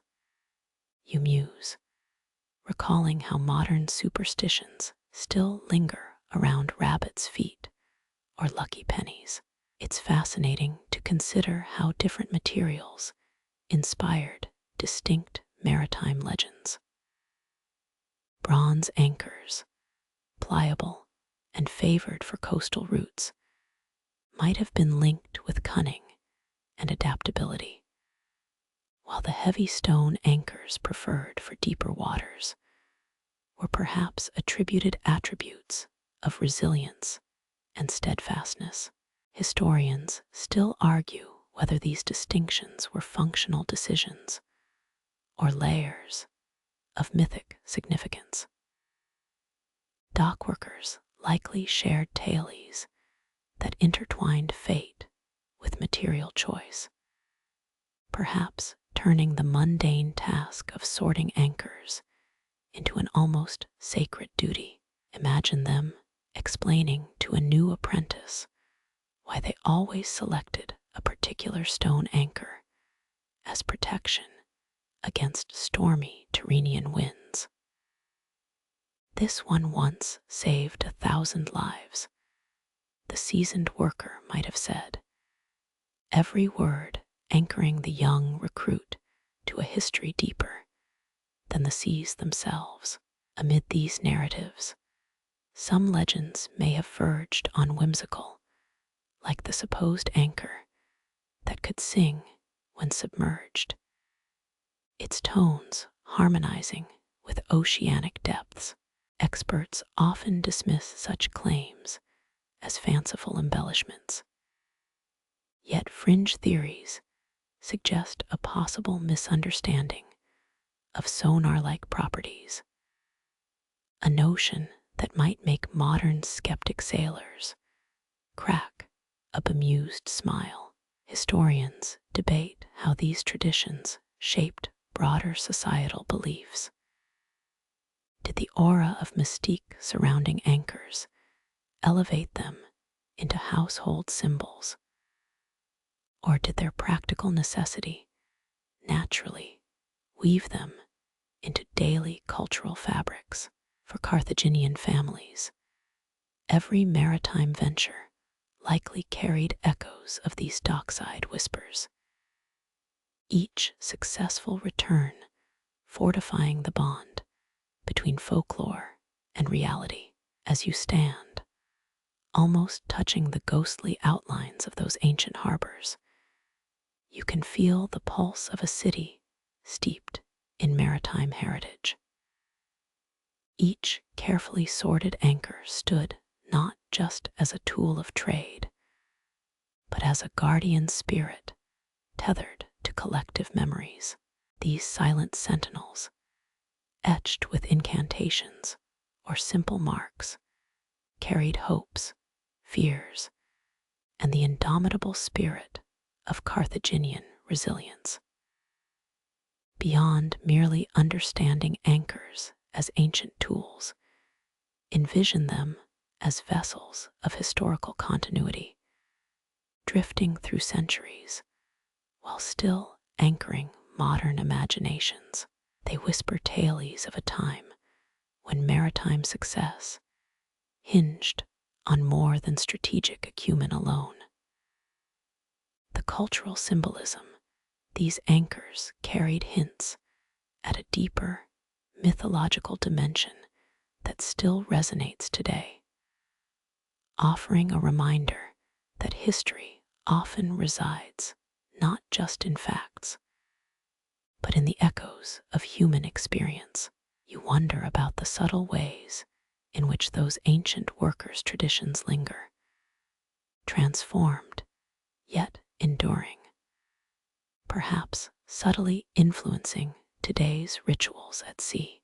Modern sailors might still knock on wood or recite a good luck phrase before embarking, a nod to the ancients, whether they realize it or not. As the moonlight dances across the placid harbor, the ancient spirits of Carthage's maritime past seem nearly within reach, tales still echoing in the gentle rocking of ancient anchors. The Mediterranean's cerulean waters have always been more than just a vibrant trade route. They form the lifeblood of ancient civilizations, crisscrossed by a network of sea lanes and docking points, vital for safe passages.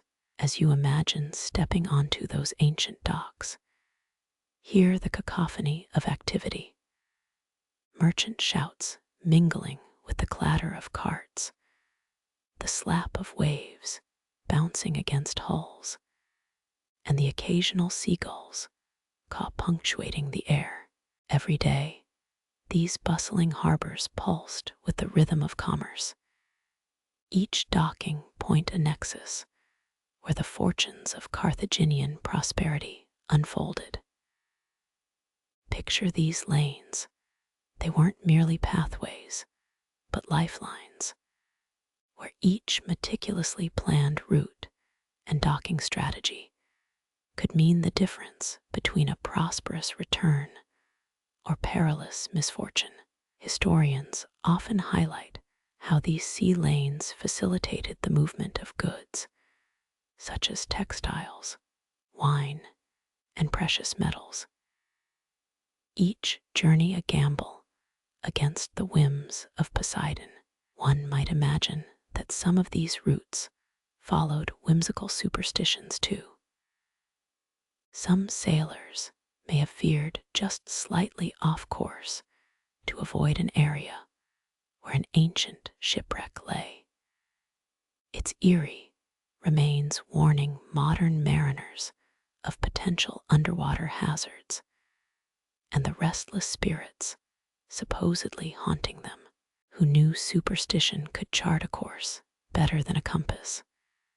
You jest, recalling how old wives' tales often steered the fate of many a vessel. Yet, the intricate web of trade routes wasn't solely governed by folklore. Strategic docking points were carefully positioned to maximize safety and efficiency. Carthage's harbors, historians frequently cite, were engineering marvels in their own right, complete with sophisticated breakwaters and a double harbor that allowed military and commercial vessels to operate separately. It was this blend of practical design and maritime superstition that fortified Carthaginian trade dominance. Imagine one such docking point on the fringes of the harbor, a lesser-known cove rumored to host clandestine meetings between traders and local pirates. Some claim these encounters were not merely dangerous, but mutually beneficial, ensuring safe passage in exchange for a portion of the cargo, an unwritten law of the seas. Would the line between trade and piracy ever truly blur? You muse, contemplating the delicate balance of commerce and survival. As these vessels glided through the well-worn sea lanes, the careful choreography of anchoring became paramount. Workers ensured every stone or metal anchor was placed precisely according to material, aligning each with the ship's requirements and docking conditions. Each route demanded a unique blend of anchors and strategies, making the seemingly simple act of sorting a silent orchestrator of Mediterranean prosperity. There's even a fringe theory suggesting Carthaginian sailors may have encoded messages into their anchor placement, a kind of maritime semaphore lost to time.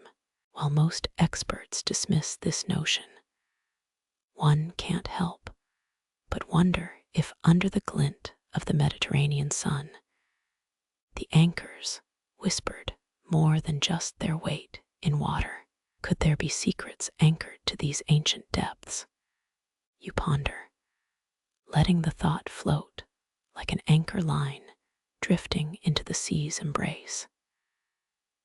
Dockworkers relied not only on their sorting skills, but also on their deep familiarity with the sea's temperament and the sky's omens, knowing which harbor would provide safety during the seasonal storms made all the difference. Historians still argue whether these docking points emerged organically or were meticulously planned by Carthaginian authorities to exert control over their vast trade networks. Every journey across the Mediterranean relied on these carefully curated docking points, each bearing stories of success or tragedy. Picture a particularly treacherous section of water, notorious for sudden squalls. Dockworkers there would have known precisely which anchors to suggest, choosing those with the best grip, even when the sea turned unforgiving. The sea lanes were more than mere paths. They were lifelines anchored to Carthaginian ingenuity and foresight.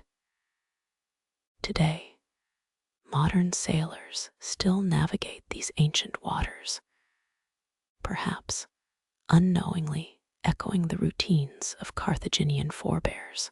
As you gaze across the horizon, can you feel the ancestral echoes of those sea lanes and docking points still shaping the journeys of dreamers and merchants alike? In the dance between land, sea, and sky, the ancient spirit of Carthaginian navigation remains anchored to time itself, guiding explorers across centuries through both practice and perseverance.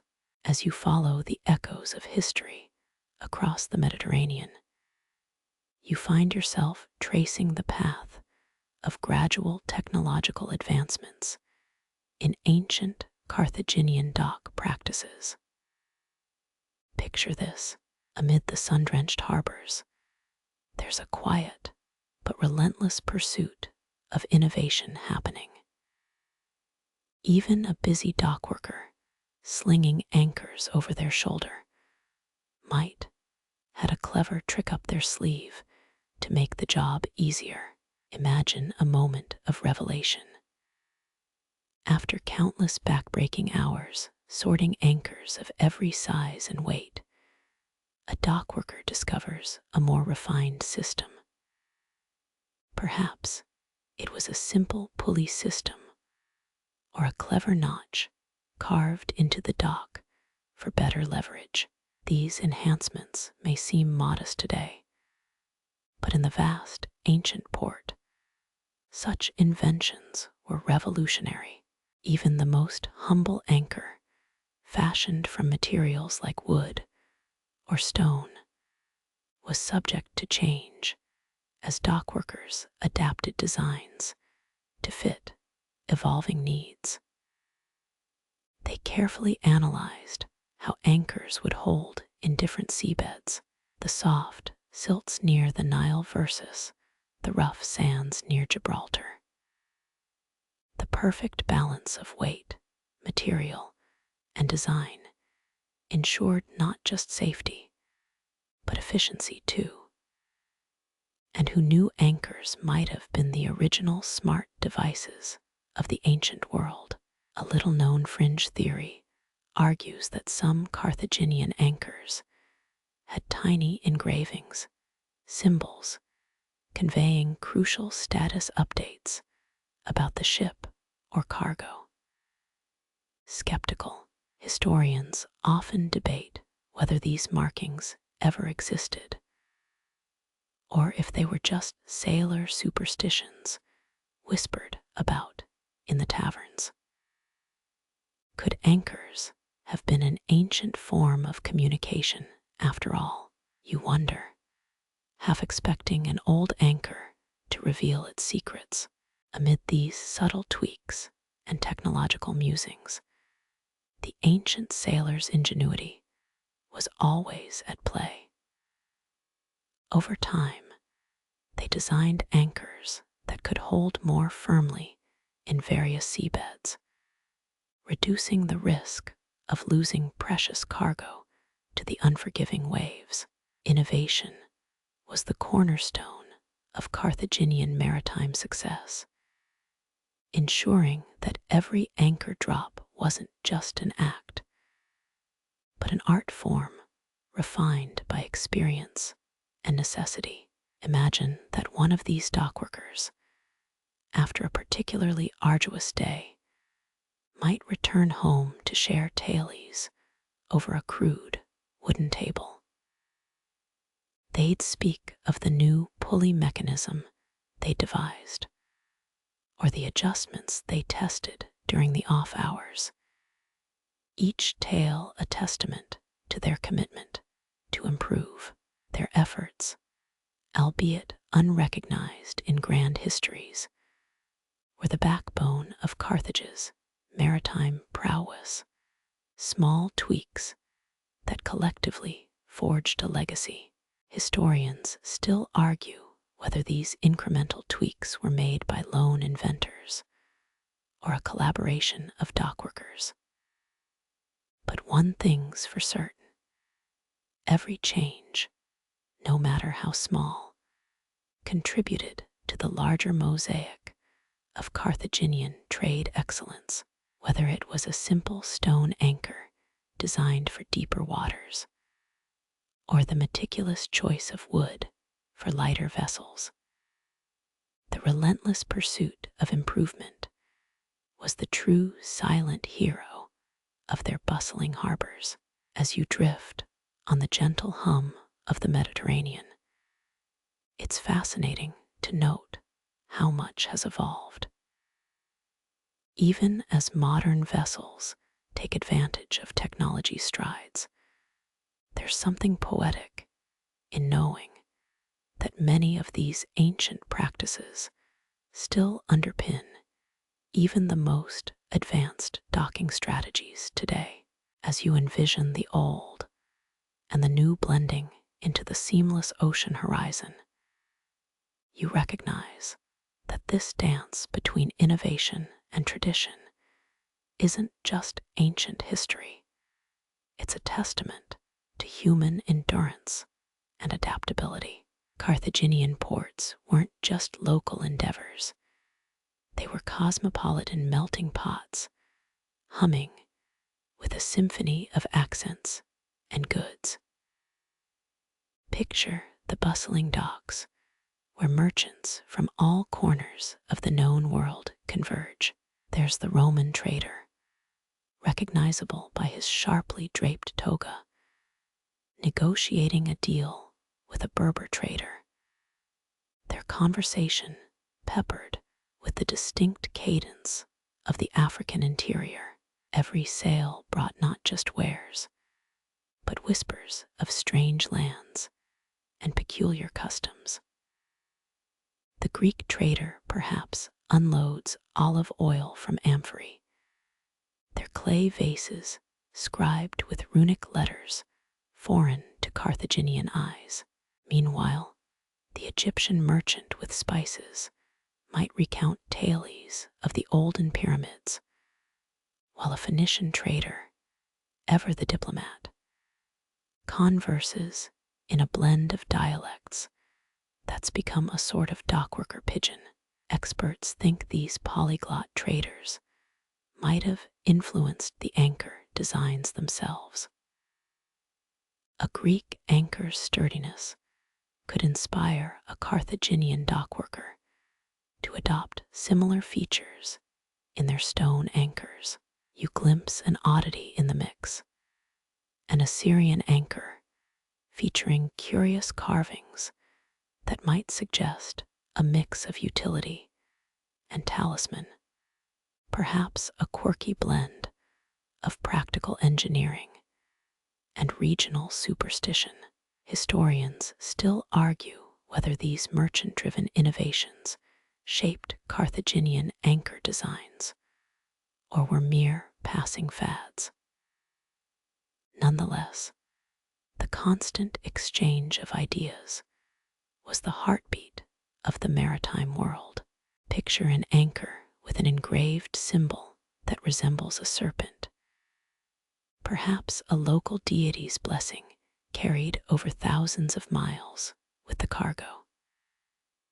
Such meetings, however brief and practical, turned every harbor into a cultural bazaar of goods and knowledge. Different materials, weights, and designs flooded the docks, compelling the Carthaginians to adapt on the fly. Some stone anchors hauled in from the deep Hellenic waters might need a bit of bronze to withstand the unpredictable North African currents.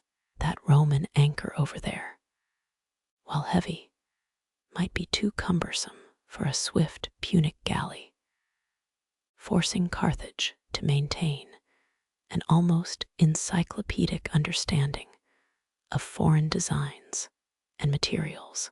Even the simplest conversations might unravel mysteries. A Berber merchant's offhand comment here, a Greek sailor's drunken boast there, the Carthaginian dockworkers, ears always perked, couldn't afford to overlook any fragment of wisdom these international visitors might drop. Was that stone-tip method of anchoring really more efficient in rocky terrain? Was that wooden anchor truly better for shallow waters? These tidbits were gold to those who spent their days and nights optimizing for maritime trade.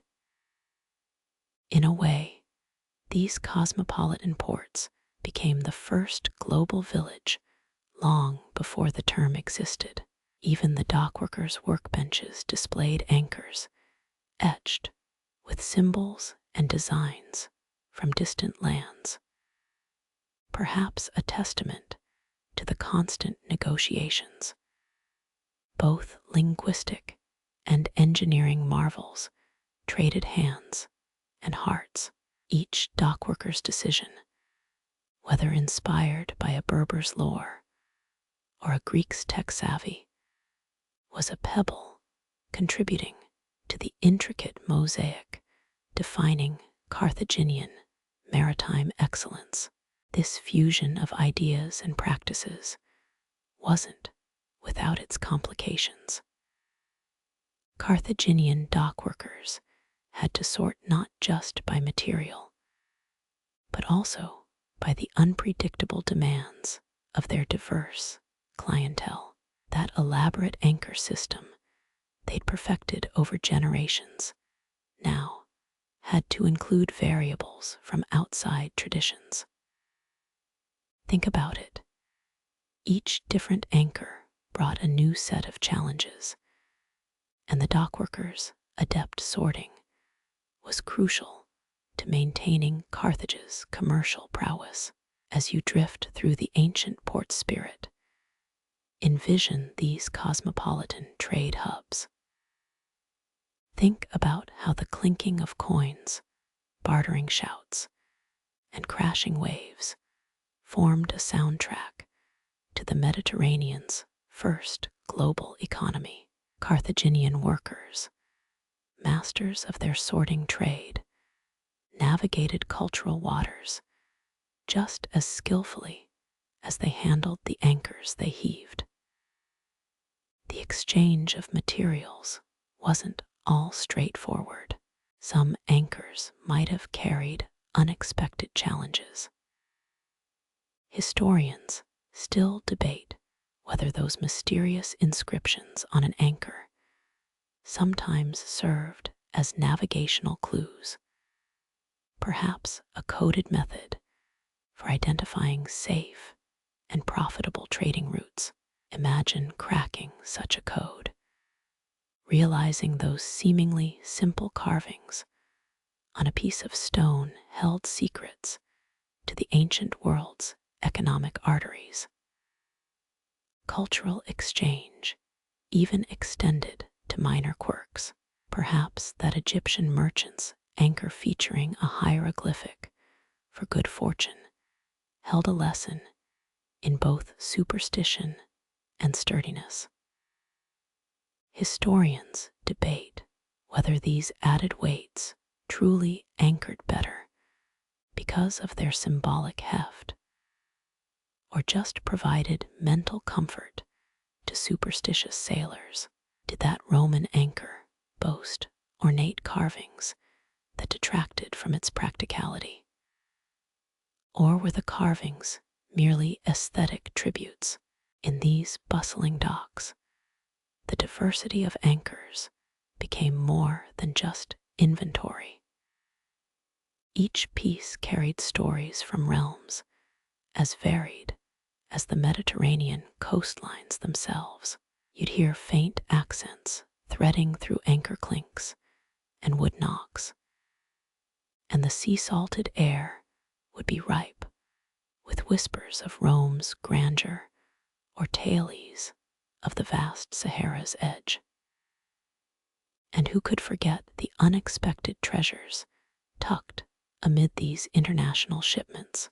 Perhaps a merchant from the farthest reaches of the Black Sea brought with them a peculiar anchor forged with techniques entirely unknown in Carthaginian workshops.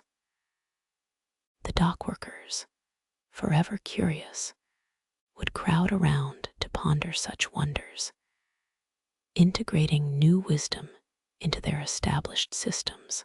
One can only imagine the quiet nods and knowing smiles as yet another piece of the ancient maritime puzzle fell into place. Such is the dance of anchors and culture within Carthaginian ports, where sorting by material involved not only metal and stone, but traditions and tales. You see, each anchor hoisted, carved, or polished carries more than its weight in goods. It embodies a tradition, a negotiation, and a shared humanity born in the salt and sun of the dock's timeless embrace. Seasonal shifts dictated the rhythm of maritime life, sculpting the very way Carthaginian dockworkers approached their sacred, yet pragmatic task of sorting anchors. As the Mediterranean winds swayed between tranquility and tempest, you'd find the clever dockhands adjusting their methods with each changing season, much like a seasoned chef tweaks recipes to match the harvest.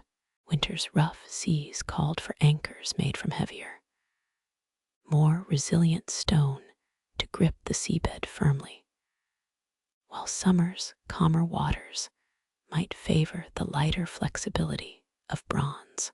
Summer's gentle waters might conjure images of lounging sailors trading stories beneath the Mediterranean sun, but the dockworkers remained vigilant. There's an oft-ignored quirk during these calmer months. Some dockworkers allegedly incorporated tiny clay figures into anchor designs, charms to ward off sea monsters that only appear in folklore, yet were firmly rooted in sailor superstitions. Who knows, maybe in ancient lore, a little mermaid's curse could only be prevented by just such miniatures of the gods. Historians still argue whether seasonal changes were primary in shaping the different anchor materials, or if it was mainly trade demands. Regardless, the meticulous sorting was more than routine work. It was a dance between weather, commerce, and those whispers of legend.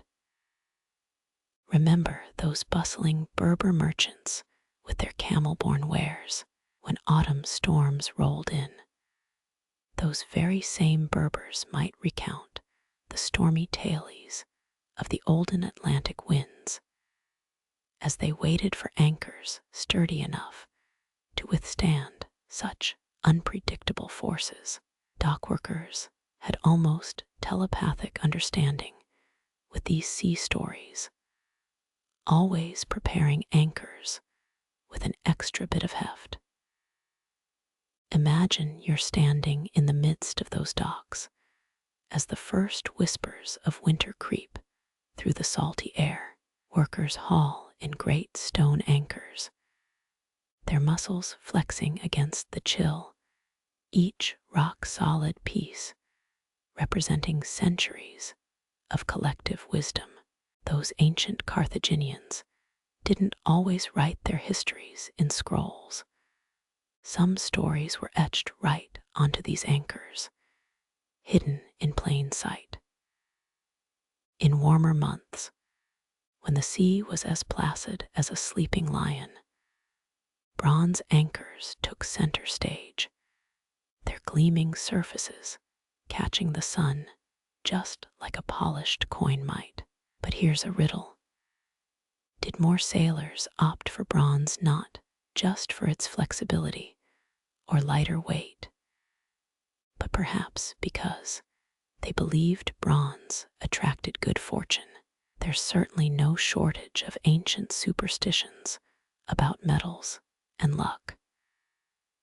You know, despite being centuries removed, it's remarkable how many of these traditions still echo today, like when we say lucky break, and wonder if something beyond mere physics is at play.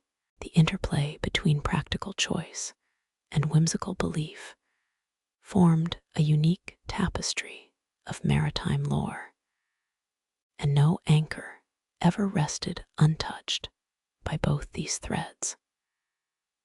As winter's chill began to fade and the first buds hinted at spring, you could bet every dockworker would be out in force, reshuffling those anchor stocks.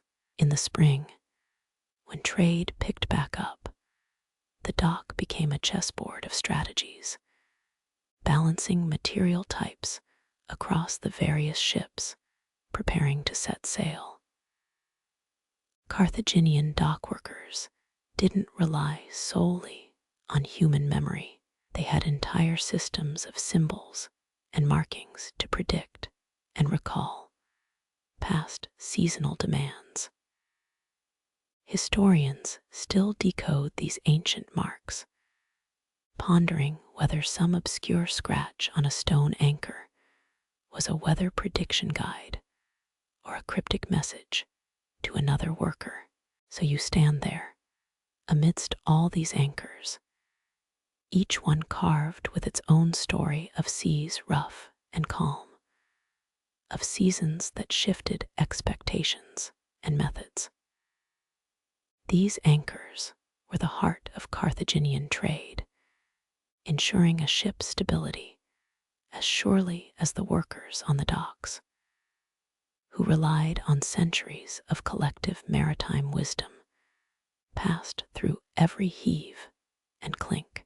And remember, each season's end, as the dockworkers hefted and sorted these anchors, they did more than prep for trade. They wove together human ingenuity, maritime lore, and an intimate dance with the elements.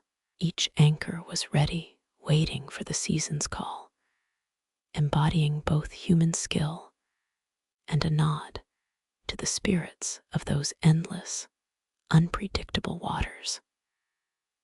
Carthaginian trade formed the pulsing heart of the empire, a sprawling network that extended from coastal markets to the heart of the Mediterranean.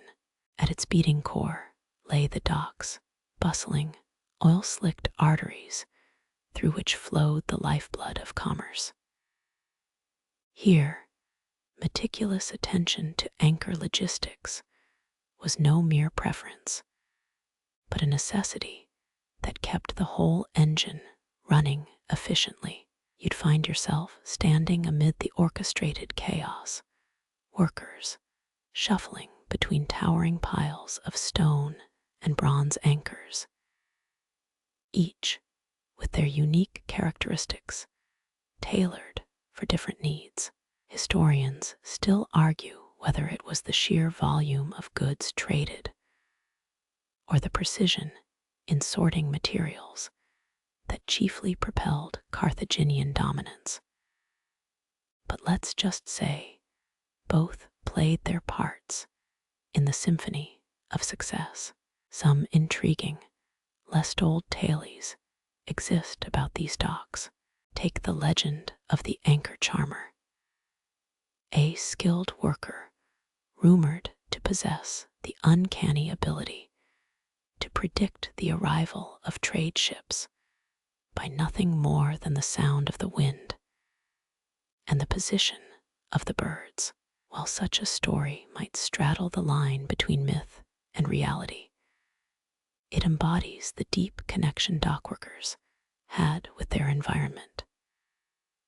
Just imagine those ancient merchants, draped in their flowing robes, haggling over spices and ceramics in markets illuminated by the soft Mediterranean glow.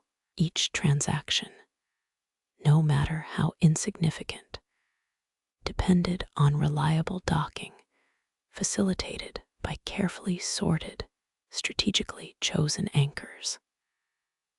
Without the foresight of the dockworkers who determined the best anchor materials, many a valuable cargo might have been lost to the whims of the sea.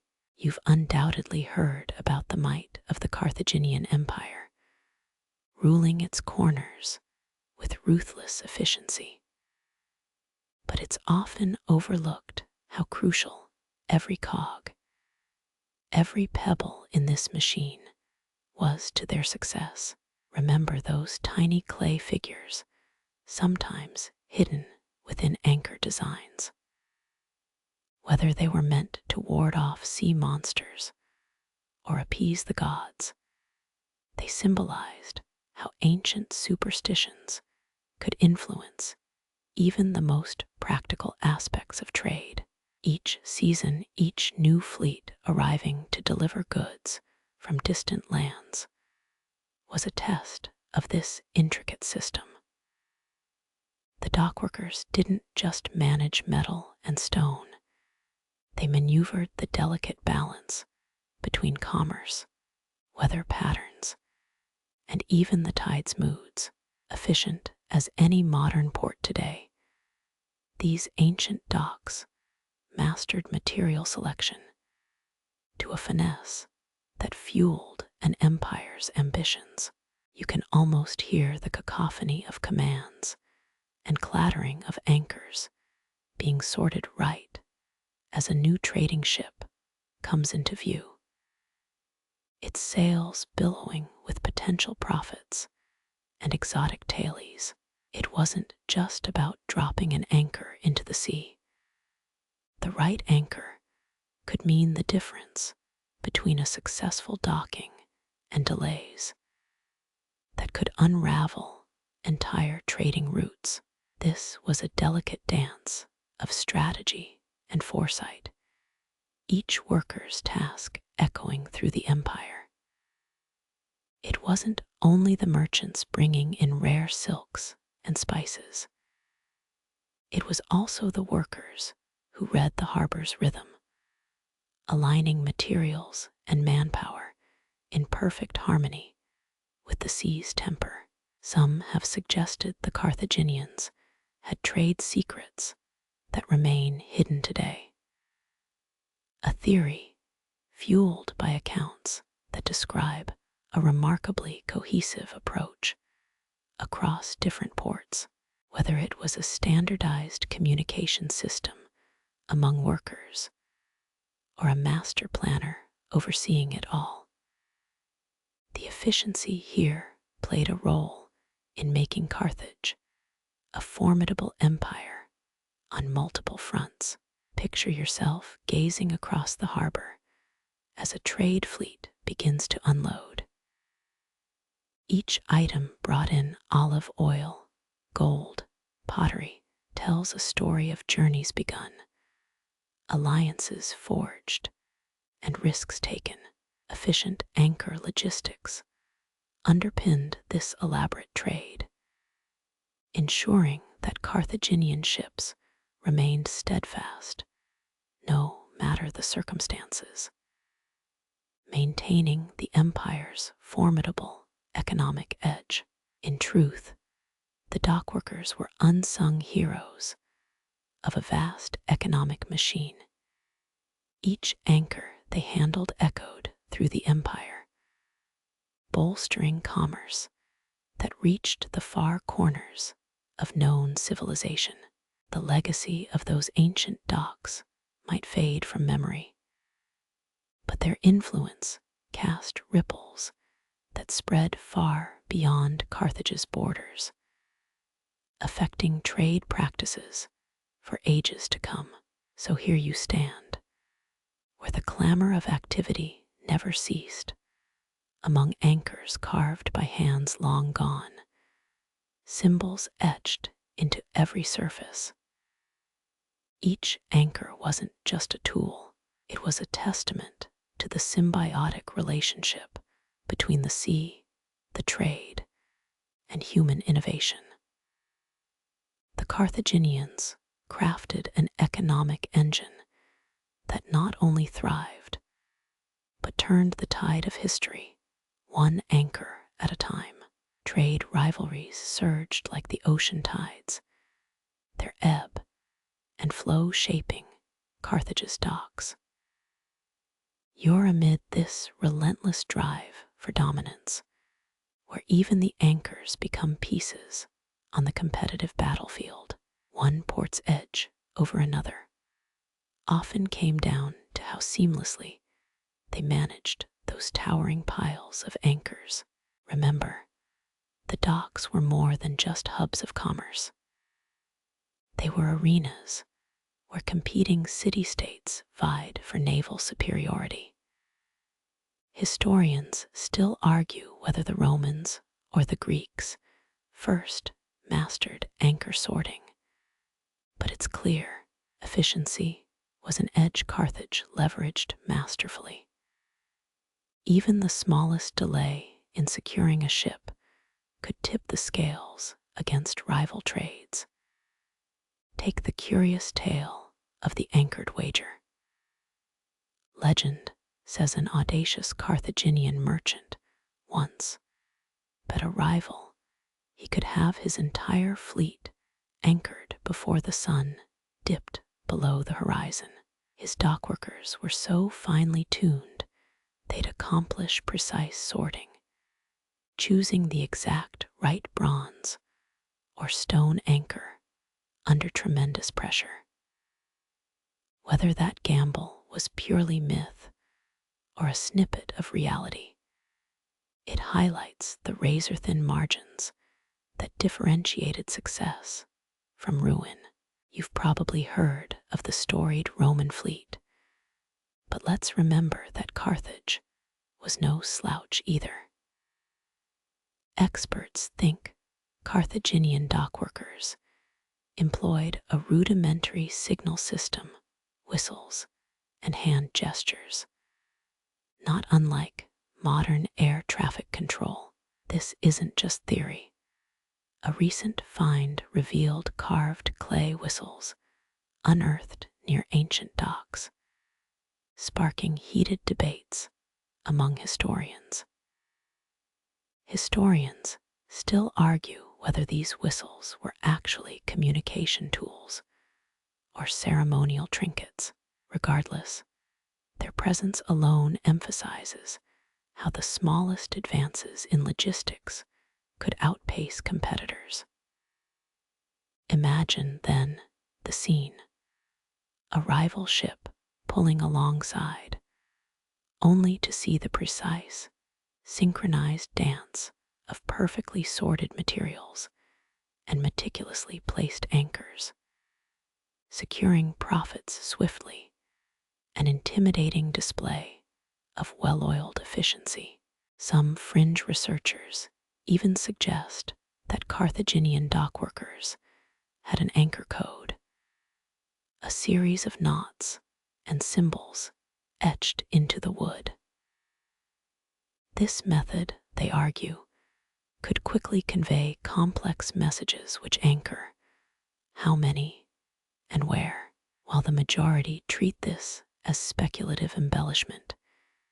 It's hard to dismiss the possibility completely.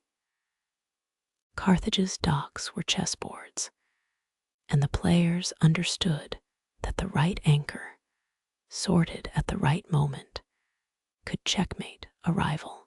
Perhaps you can almost hear the quiet rustle of stones and clanks of bronze melded with the rhythmic whispers of an unseen yet palpable competition. One wrong move, and an entire trading fleet could be left bobbing at the harbor's mercy. Time was money, and efficiency the ultimate weapon. Even the simplest stone anchors had a hidden edge when sorted correctly. Different materials responded differently to the Mediterranean's temperamental nature. So picking the optimal anchor for conditions could shave precious time off unloading. Efficient docks meant quicker turnaround, allowing Carthaginian trade ships to outpace Greek and Roman competitors, a subtle yet immense advantage. And those rivalries, they didn't just rest on the physical plane. Trade alliances often hung in the balance on the reputation of dockworkers. A fleet's seamless docking reassured merchants of security and expedience, fostering new pacts and deals. Efficient material management wasn't an afterthought in these complex networks. It was the backbone. You gaze across the harbor's competitive sprawl, knowing that each anchor sorted was a silent declaration. Carthage was not just present in the trade game, they dominated it. Every stone, every bronze link carefully selected and meticulously used, became a move on that grand chessboard of Mediterranean commerce, asserting not just their commercial might, but their strategic supremacy. So here you stand amidst this ancient spectacle, these anchors not just as tools, but as symbols of the intricate dance of efficiency and rivalry. The tide of competition may have been fierce, but Carthage's methodical sorting ensured their docks never yielded to the encroaching shadows of competitors. Each perfectly sorted anchor was more than a docking device. It was a testament to how finely tuned logistics spelled victory on commercial seas. Repairing an anchor wasn't just about fixing metal or stone. It was about maintaining Carthage's lifeline. You're among the dockworkers, their hands expertly moving to mend and restore the battered anchors that braved the Mediterranean's whims. Experts believe that each anchor underwent meticulous inspection before and after every voyage, ensuring not just safety, but the very flow of commerce. Historians still argue whether each crew had specialized repair teams, but the evidence leans toward generalized skills spread among diverse tasks. After all, versatility would have been essential for rapid turnarounds. You watch as a worker taps a bronze anchor's flange, searching for the telltale crack that could compromise its integrity. Detecting a flaw meant everything. A single, failed anchor could strand a ship. Each afternoon, the sun dipped lower, casting long shadows of the dockworkers, who moved with a synchronization forged by necessity. You witness a stone anchor too worn for further use, and imagine it discarded onto a growing pile, perhaps saved for its ironwood beam as future kindling. Here, nothing went to waste. In a less-known wrinkle of maritime history, some believe Carthaginian dockworkers used beeswax and resin mixtures to waterproof wooden parts. While this remains a fringe theory, the thought of these ancient workers embracing improvisation with available resources adds another layer to their dexterity. The practical knowledge here wasn't just written down. It was passed through whispered tips and shared glances. You see a team restoring a bronze anchor, its shank marred from harsh currents. They work with deliberate ease, heating and shaping the metal with practiced precision. Remember those clay whistles. Some propose they might have called for specialized repair teams. A whistle here, a wave there, organizing efforts more efficiently than any verbal order could. An orchestra of logistics, playing the symphony of trade. Take the odd story of the anchor's curse, a superstition whispered among sailors. If rust wasn't scraped properly, it was believed bad fortune would follow.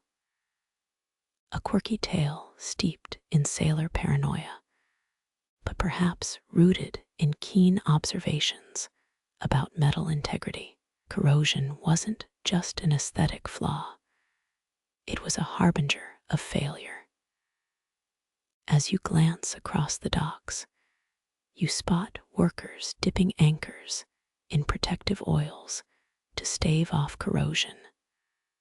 A mundane yet critical ritual. Every worker knew that the smallest oversight could ripple outward, delaying shipments and costing precious time. Such dedication didn't just keep vessels afloat. It ensured Carthage's economic arteries flowed smoothly. Historians still debate the exact methods used, whether Carthage employed advanced preservation techniques or relied on rudimentary, time-tested methods.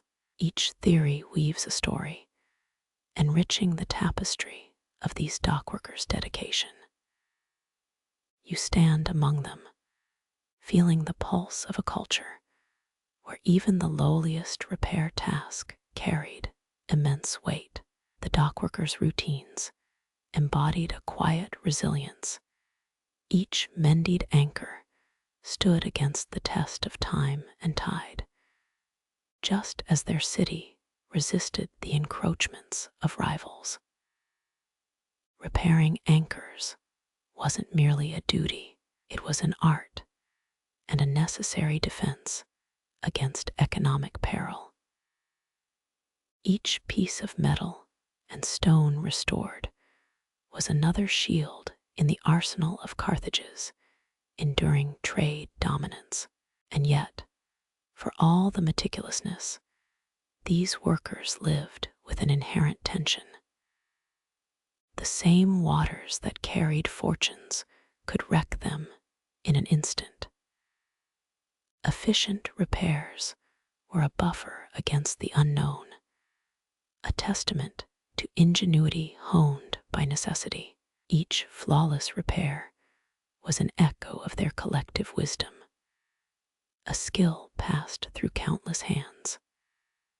From the towering piles of anchors to the nimble repairs, you understand now that each task was vital, each skill essential, each anchor a silent sentinel of Carthage's maritime prowess.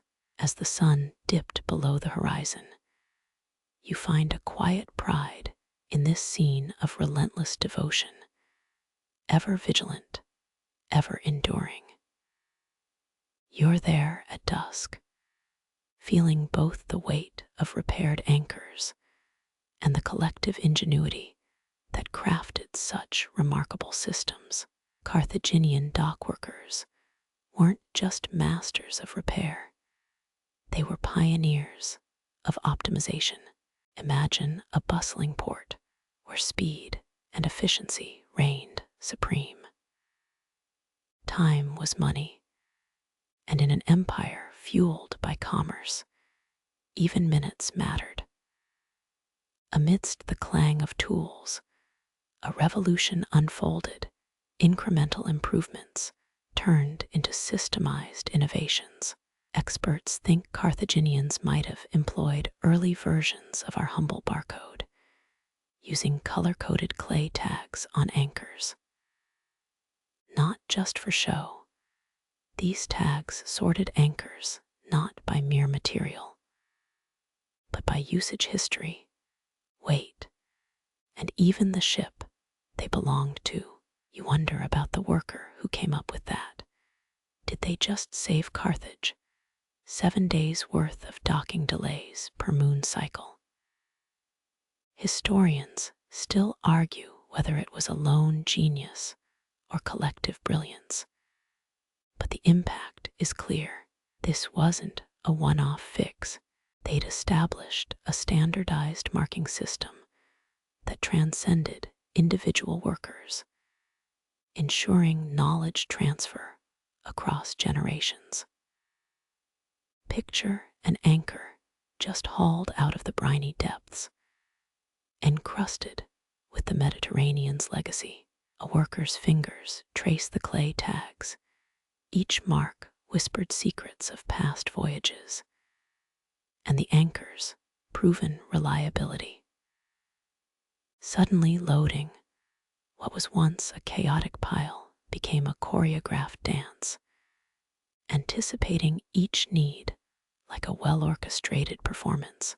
Some whisper of lost scrolls detailing Carthaginians developing rudimentary conveyor systems for smaller anchors. Granted, this is more speculation than history, but could a 2,000-year-old assembly line really be that far-fetched? Picture it. A simple wood-end rope mechanism moving anchors from docks to storage, avoiding countless backbreaking lifts, an ancient ergonomics revolution forged in salt and sweat. You watch the evening shadows lengthen as workers annotate their latest repairs with etched symbols. Another bit of the puzzle completed, knowledge preserved, so even a new recruit could grasp the dock's heartbeat. These innovations transcended their time, speaking to an innate understanding that systems could be optimized, perpetually refined. Historians still wrestle with how much record-keeping existed beyond those clay tags. Did Carthage keep leather scrolls cataloging anchor conditions? Was this an empire where trade optimization was a philosophical pursuit? The deeper one digs, the more intricate the tapestry becomes, with each thread teasing more about Carthaginians' relentless efficiency. You marvel at how a society so focused on the mundane developed methods still echoed in our digital world today.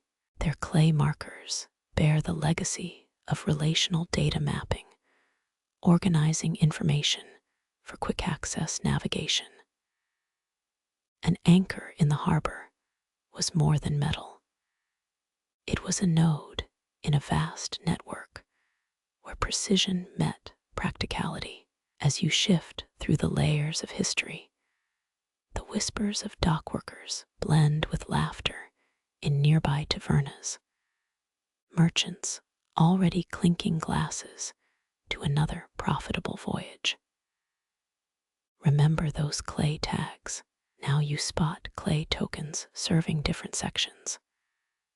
One glance at that deep blue tag, and a whole work crew snaps into silent, rehearsed motions.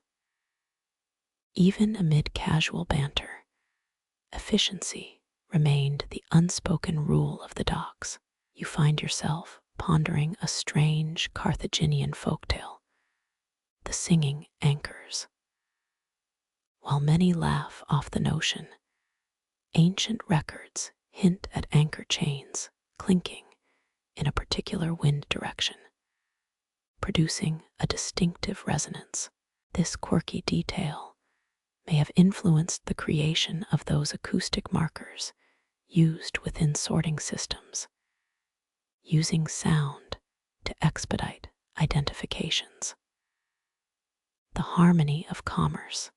Quite literally, you feel a gentle breeze from the harbor, whispering secrets of a time when human ingenuity carved pathways through endless oceans. Their dockworkers mastered not just anchors, but the symphony of logistics that sustained an empire. Each repair, each system, each optimization became a verse in Carthage's enduring legend. By dawn, the port bustles again, anchors swinging from cranes, clay tags flashing in the morning light. You see the same workers, faces weathered yet vigilant, navigating the labyrinth of trade as only Carthage could, an empire built on rocks and metal, held together by the most ingenious of human minds. You watch as the sun crests over the horizon, casting a golden glow across the busy port of Carthage. But pause for a moment, beyond the rhythmic clangs of hammers, beneath the organized chaos of shifting anchors. There exists a community woven into the very fabric of this maritime powerhouse. Here we uncover a world where dockworkers aren't just laborers. They're the heartbeat of Carthage's intricate trade network. They didn't just sleepwalk through their tasks. They lived and breathed by the flow of commerce. Each family interlinked through generations of harbor labor. Imagine this: a young dockworker, perhaps 12 or 13, learning his craft by his father's side. His small, dexterous fingers help sort metal anchors, while his elder mends torn nets nearby. These weren't just lessons in physical toil. These were life teachings. A father's rough hand may have guided rope knots, but it also imparted the value of precision and teamwork. Historians still debate just how early Carthaginians began their apprenticeships. Some argue as young as 10, when nimble hands were in high demand for smaller repair tasks. The elder craftsmen, a mix of seasoned workers and revered innovators, passed down not just techniques, but an ethic deeply embedded in communal success. This was no sweatshop. This was a network of tight-knit families whose shared identity forged an unbreakable social contract. Carthaginian dockwork had its quirks. You've heard of superstitions among sailors, but imagine here some dockworkers swore by moonlight repairs. That's right, certain tasks were strictly saved for the glow of the full moon. believed to bring divine blessings upon the anchors. Perhaps it was a clever ploy, keeping weary families involved even when the actual port's bustle died down. Experts now chuckle over this bizarre tradition, but who can say, maybe those full moon shifts bonded generations more than decades of sunlit labors ever could. A dockworker's day may have seemed grueling, but look closer. Communal meals were common, a break infused with laughter and stories. Women often provided sustenance, bringing breads freshly baked or fruit from the nearby markets.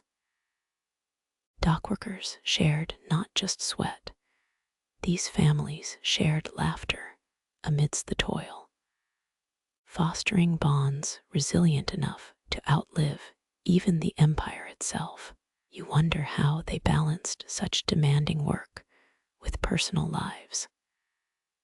But in Carthage, personal life was work life, blurred lines in a bustling port city. Some families lived in small dwellings nearby, their living rooms suffused with salt air and the sounds of the sea.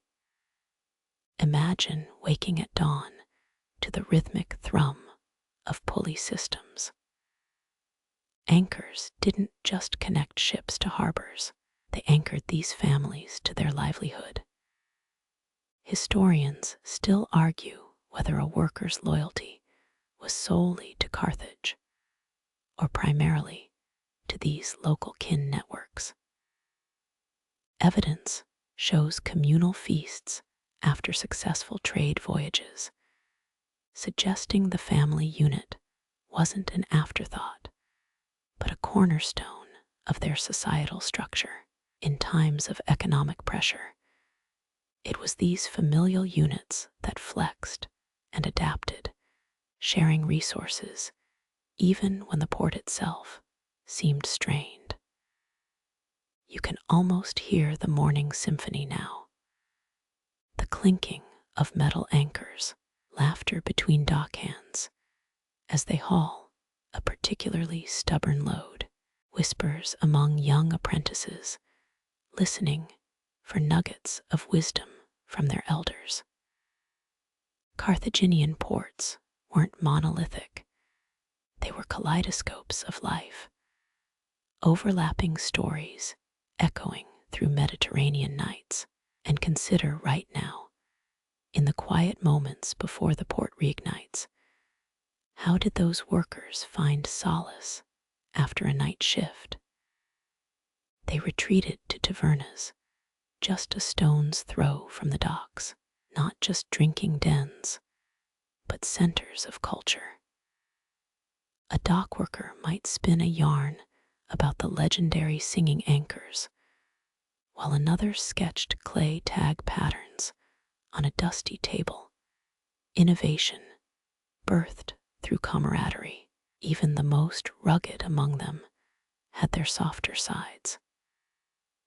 Parents who'd lost sons at sea honored their memory through the very anchors they mended. Carthaginian inscriptions etched with symbols beyond mere practicality, but heartfelt dedications. Historians still ponder whether anchor tags occasionally bore personal family marks, cryptic signatures of love amid functional instructions.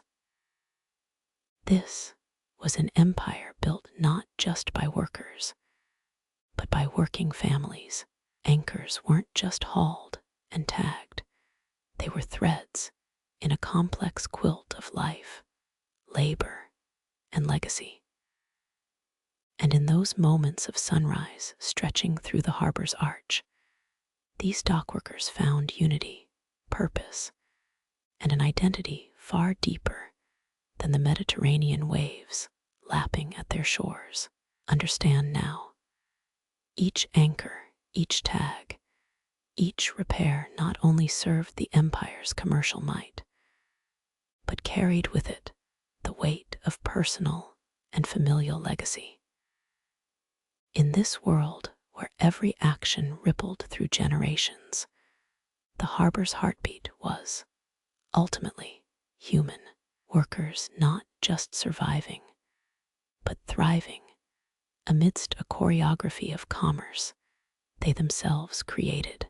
So as you stand next to those final anchors swinging gracefully under the morning sun, feel the pulse of Carthage itself. Not just the clatter of industry, but the hum of humanity beneath, an interwoven labyrinth of work, life, and unwavering camaraderie. This port city, a living, breathing testament to human ingenuity, was where personal sacrifice met collective triumph, day after relentless day. And that, you realize, was Carthage's true anchor, a resilient, interwoven community built for the tides of time. You stand by those final anchors, feeling the pulse of Carthage, a living, breathing testament to human ingenuity, where personal sacrifice met collective triumph, day after relentless day. As the sun climbs higher, illuminating the port in golden light, something remarkable catches your eye. Just beyond the docks lies a cluster of modest, unassuming buildings. Old warehouses turned archaeological treasure troves. Historians, those curious minds sifting through time's rubble, have uncovered fascinating pieces of Carthage's dockworker life here. Imagine, beneath the cobblestones, layers of sediment holding centuries-old fragments. Among the most unexpected finds are small, intricately carved tokens depicting anchors. They weren't merely practical tools, these were emblems of identity. Dockworkers may have carried them as talismans, emblems of their trade passed down from father to son, etched with family symbols only they understood. Experts debate if these artifacts hint at a more nuanced social structure, perhaps denoting ranks, trade affiliations, or hidden messages. You walk between these quiet relics, feeling the weight of antiquity around you. Archaeologists recently unearthed an old storage ledger, not written in ink, but scored into clay tablets. Weathered edges speak of a dockworker's rough hand, recording anchors by weight, material, and destination. The tablets give away an organized, meticulous system vital for trade. Historians speculate. How did these ledgers influence daily tasks? Picture a worker glancing at the tablet under an early morning sun, the symbols dictating his day's labor. Carthage's docks had their share of oddball traditions, too. They say certain families specialized in anchoring rituals tied to lunar cycles. Imagine a worker explaining to his skeptical Roman client, "Oh, we only trust the full moon tides for this dock's alignment." The mix of practicality and superstition underscores how tightly beliefs entwined with labor. Scholars chuckle now, but was there method to the madness? Did moonlight work shifts forge stronger community bonds than mere daylight orders ever could? You see the clay effigies next, small yet hauntingly detailed figures of dockworkers, each statue painstakingly chiseled with facial expressions, somewhere between grim determination and serene acceptance. Are they representations of the everyday hero? Or were these tokens used in secret prayers for safe voyages? Experts remain divided. Historians still argue whether these effigies served religious purposes or mere family memorials. A worker's day ended not just at the harbor, but in these small, private rituals tethered to their craft. The real gem, though, lies beneath you. A partially excavated drainage system leads straight to the heart of an ancient harbor. Its walls encrusted with barnacles, divers have unearthed stone anchors, still defying millennia of ocean currents. These giants of the deep were too bulky for individual repairs. Yet small, deliberate scratches on their surfaces hint at personal care. Were these markings just identification signs, or did they encode hidden meanings, known only to the hands that crafted them? Now imagine this scene 1,000 years later. An archaeologist brushes salt from an old anchor, tracing the grooves with fingers calloused by decades of excavation. Nearby, a student whispers excitedly. This might reveal how dockworkers categorized materials based on ship sizes and trade routes. You can almost hear the distant echo of Carthaginian voices, blending with modern scholarly debates, time's layers, folding seamlessly into one another. In another corner, an old warehouse has been turned lab, tables strewn with artifacts, each piece a puzzle. Tiny clay coins, perhaps for barter, feature crude anchor etchings, suggesting a culture where trade was life's rhythm.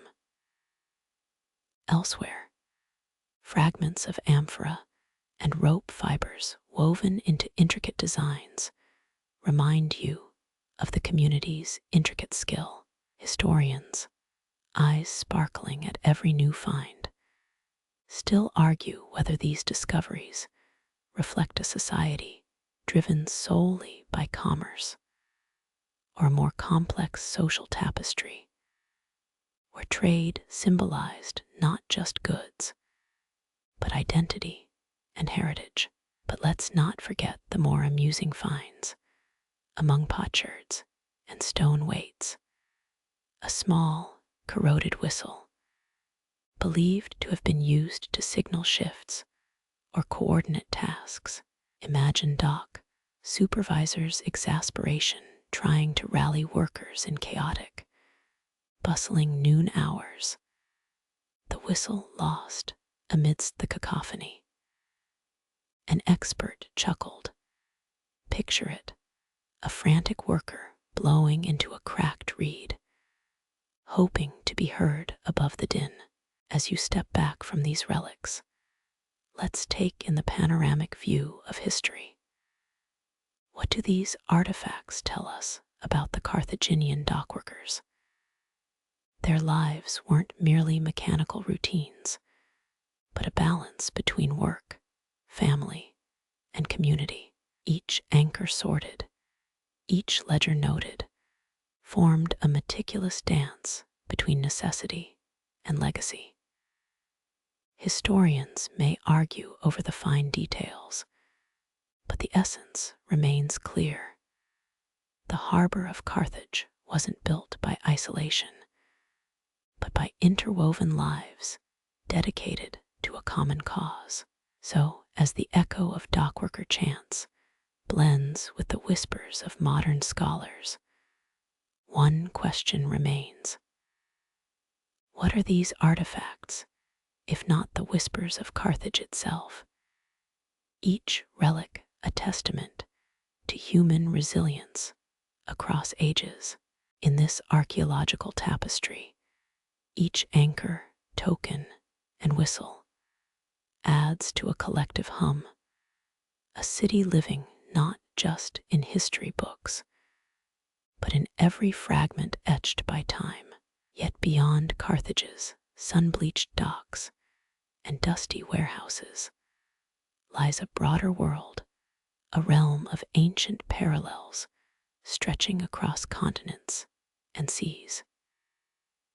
You can imagine dockworkers in far-off Alexandria sorting their anchors too, but not necessarily by material.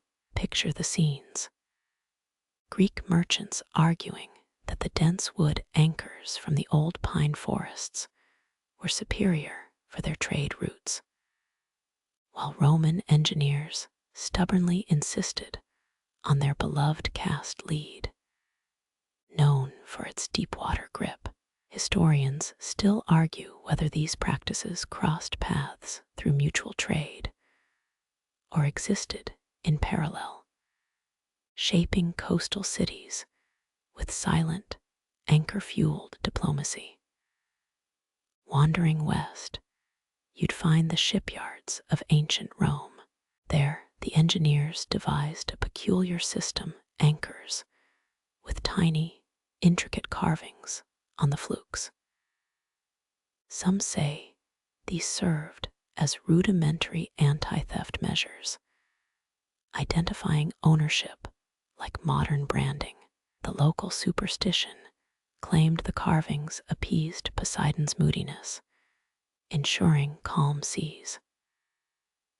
Experts think it's more likely these markings simply denoted ship origin, but who can say for sure? Historians debate whether they were maritime trademarks or divine insurance.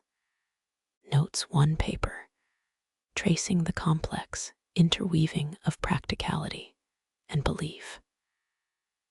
Further across the waves lies Sri Lanka, with its ancient port city of Anuradhapura.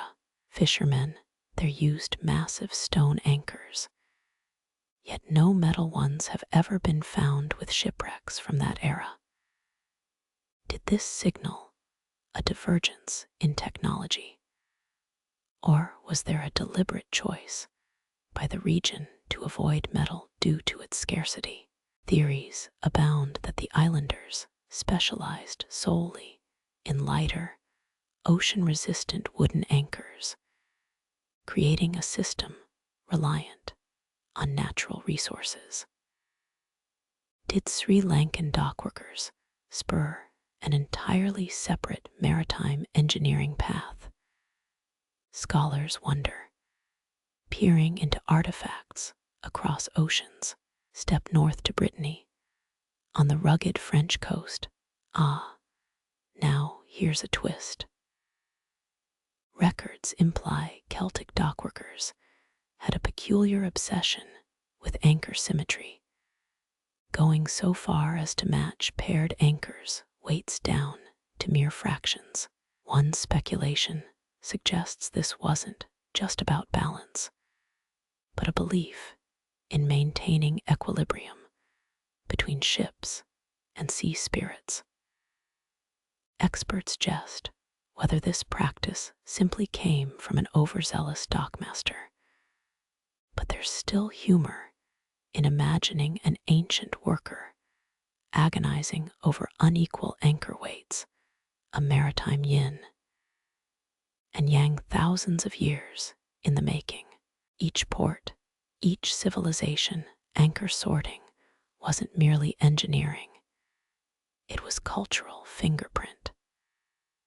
As you rove through centuries and coastlines, anchor practices from the Mediterranean to the Indian Ocean form a global mosaic.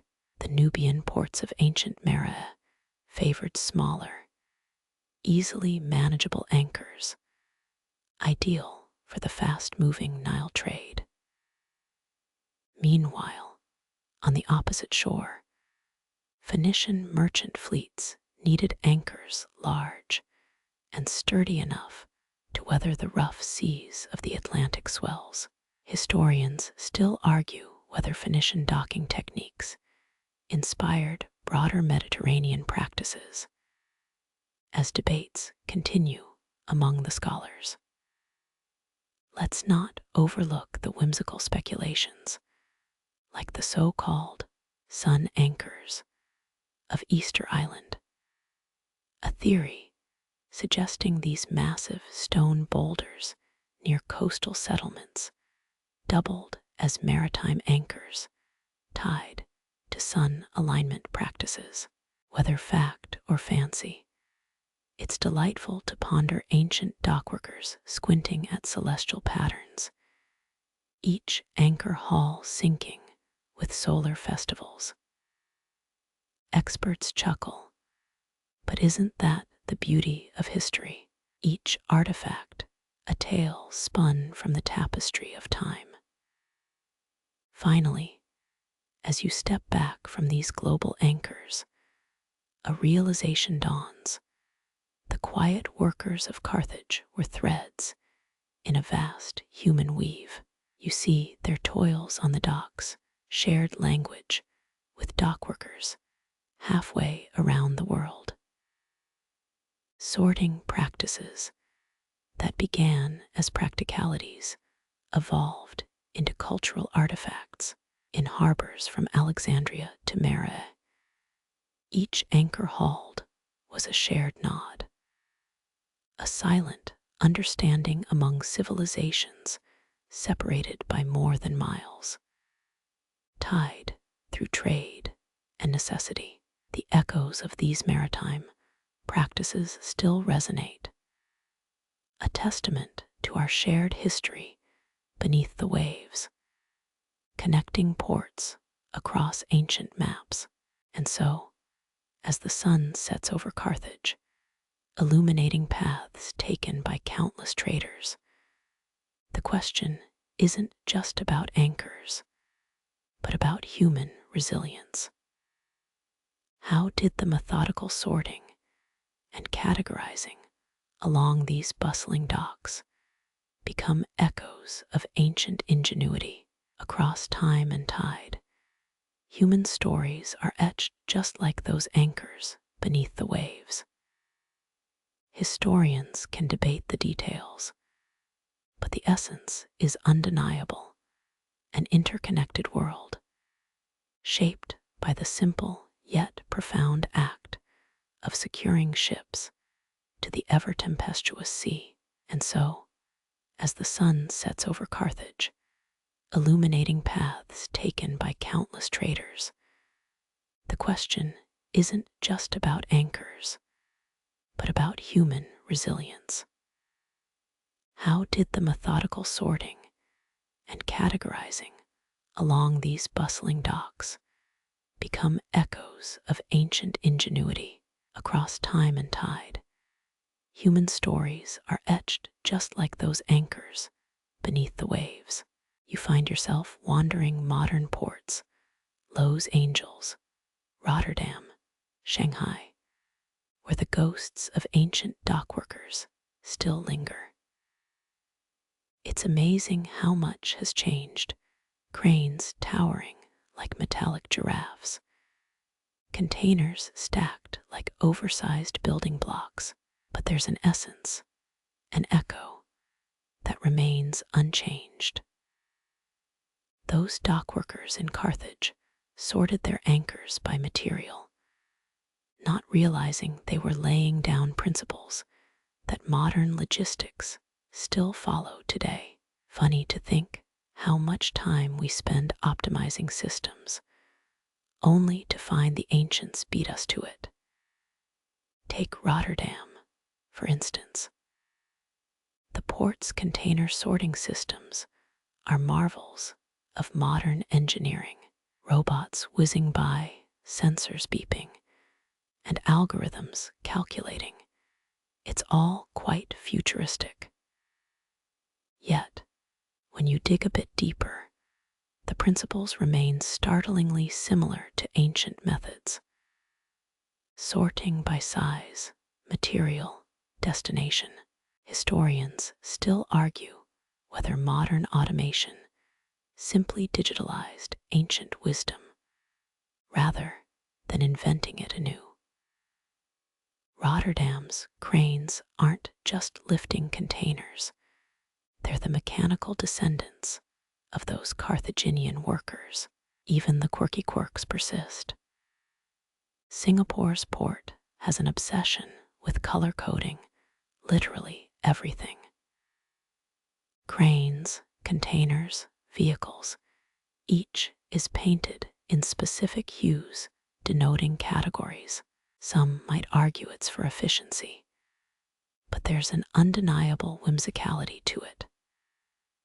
Reminds you of those ancient Celtic dockworkers in Brittany with their symmetrical anchor pairs and spiritual equilibrium.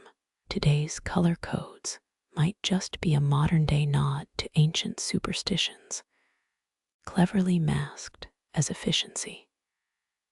Experts chuckle at the thought, but efficiency often disguises itself as pragmatism with a dash of old-world charm.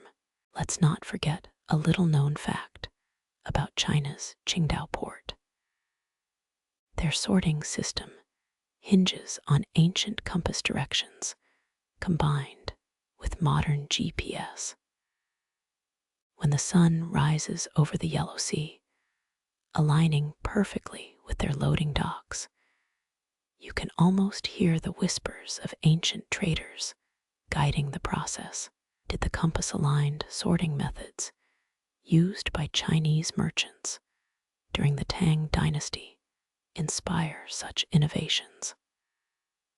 Scholars endlessly debate it, tracing lines from old mariner maps to today's satellite-guided trucks. Then there's the fringe theory tied to the Mediterranean again. Some say that the modern-day emphasis on just-in-time delivery systems can trace roots back to the meticulous stock management of Carthaginian anchor sorting. Those ancient dockworkers were masters of logistics, ensuring each ship had precisely what they needed, precisely when they needed it. Whether supply chains now directly mirror those ancient practices is the topic of many lengthy papers filled with equations and graphs. But sometimes, history's simplest lessons speak the loudest.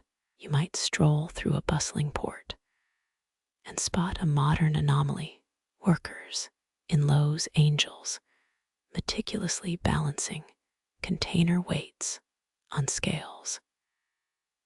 Is it an echo of those ancient Celtic dockworkers in Brittany, worrying about equilibrium and balance, or perhaps just another iteration of ensuring ships don't tip precariously?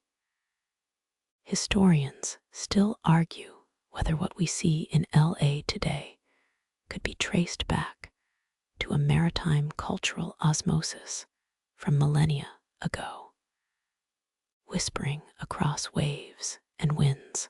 As the last rays of sun kiss the horizon, you realize something profound.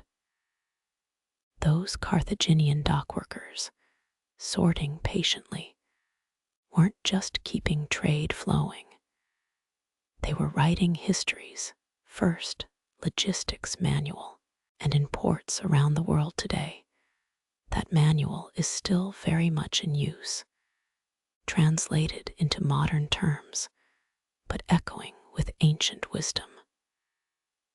Every sorted container, every balanced weight, every coded system, a chapter in the same book, penned ages ago, but rewritten every day. And that's what makes history fascinating. It's the enduring human touch in even the most advanced systems, a nod to our shared past, where ancient dockworkers in dusty ports laid principles still guiding today's global trade. As workers in Shanghai finish sorting loads for tomorrow, you glimpse Carthage once more, where dockworkers of old did the same, forever connected by that invisible thread, tying past to present, anchoring humans through time. And that's what makes history fascinating. It's the enduring human touch in even the most advanced systems, a nod to our shared past, where ancient dockworkers in dusty ports laid principles still guiding today's global trade. As workers in Shanghai finish sorting loads for tomorrow, you glimpse Carthage once more, where dockworkers of old did the same, forever connected by that invisible thread, tying past to present, anchoring humans through time. As the shadows lengthen and the hustle of Shanghai begins to settle, you can almost hear the whispers of Carthaginian dockworkers carried by the wind. Stories weren't just etched in anchors beneath the waves. They were often spun into legends that wrapped around each coil of rope, each wooden beam of the docks.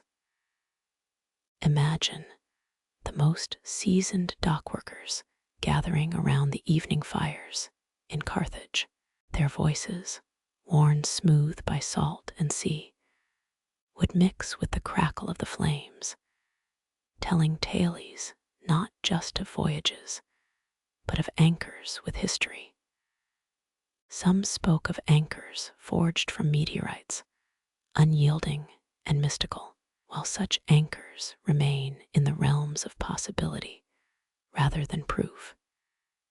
It's fun to think they existed, imbued with the power of the stars themselves, to hold even the mightiest vessels in the roughest waters.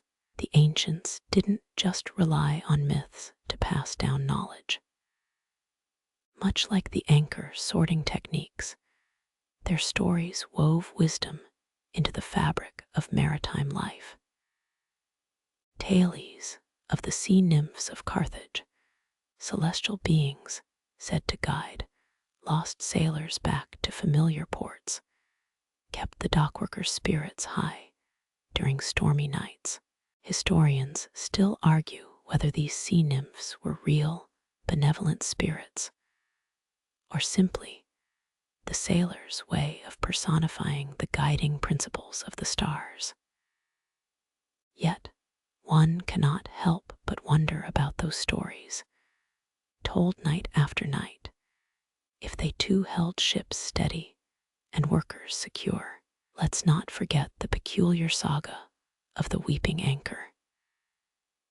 It's said one dockworker crafted an anchor so exquisite in its design that it appeared to be crying when the sun set upon its metal.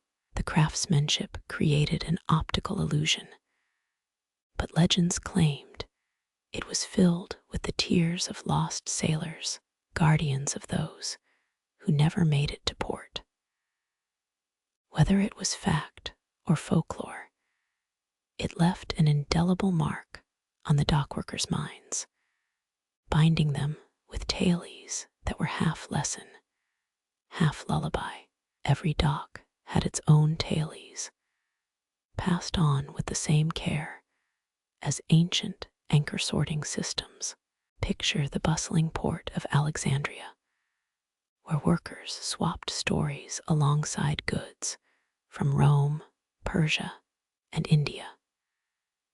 Some legends even mention an intricate anchor with embedded gemstones, a priceless piece commissioned by Cleopatra, herself an embodiment of wisdom and strategy. Historians still argue whether such an anchor ever existed, or if it was merely a tale to inspire awe in the young dockworkers, blending lore with lessons of dedication and precision. As you walk through the labyrinths of Tokyo's massive port, it's easy to feel an air of solemnity. Each modern dockworker's task may seem mechanical, but those ancient stories, like the ghost of that weeping anchor, might just be the invisible strings guiding efficiency today. Their tasks, once bathed in moonlight as much as sunlight, persist. The careful sorting, balancing, and stowing. These actions weren't just labor. They were part narratives, living chapters of the world's history. The legacy of those bedtime stories spins itself into contemporary yarns, too. Today, a young dockworker in Rio might say that sorting anchors correctly ensures safe journeys, a belief paralleling those ancient marine tales. The modern lore wraps around tasks, giving weight to the idea that stories are as much tools of trade as the anchors themselves. They ground and guide, keeping generations connected through time's tides. As the world spins into night, you see it in the tired smiles of dockworkers. Every sorted anchor, not just a piece of equipment, but a vessel carrying whispers of the past. Each action today, a nod to those Carthaginian tales, keeping spirits buoyed and tasks steady. Even as sun sets on ports around the world, stories still flow, ancient anchor folklore mingling with modern lore, one echoing through the ages, keeping the human spirit resilient, unyielding, and forever connected. You lean into the cool sea breeze that dances through the Tokyo harbor, wondering how the stories of those ancient dockworkers still influence modern ports. History's long shadow stretches from the Mediterranean to the Far East, subtly guiding hands that sort anchors today just as precisely as their Carthaginian counterparts did millennia ago. While walking between towering cranes and shipping containers, you trace the invisible threads of trade economy back to that bustling port of old Carthage. It's not just a historical curiosity. Those old practices are foundational. Historians still argue whether the Punic Wars actually stemmed from disputes over trade secrets, particularly how Carthage managed its docking and sorting systems so masterfully.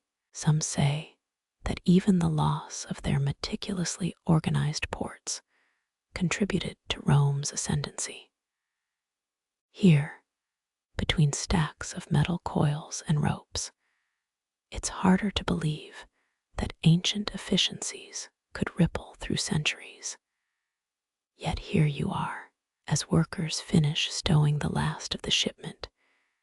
You imagine those Carthaginian workers, sweat mingling with sea salt, sorting anchors before dawn and after dusk. Their methods weren't just efficient, they were a cornerstone of their economic survival. They say Cleopatra herself was known for investing in robust port infrastructure. Her legacy still debated among historians. You wander deeper into the port, where modern cranes hum like ancient machines of old, carrying loads hoisted by ancient ingenuity. Did you know there's still a Carthaginian dockwork tradition practiced by one tiny Tunisian village? They gather annually to sort stones and wood like ancient anchors, an eerie echo of an economy bound by anchor sort and sea lore.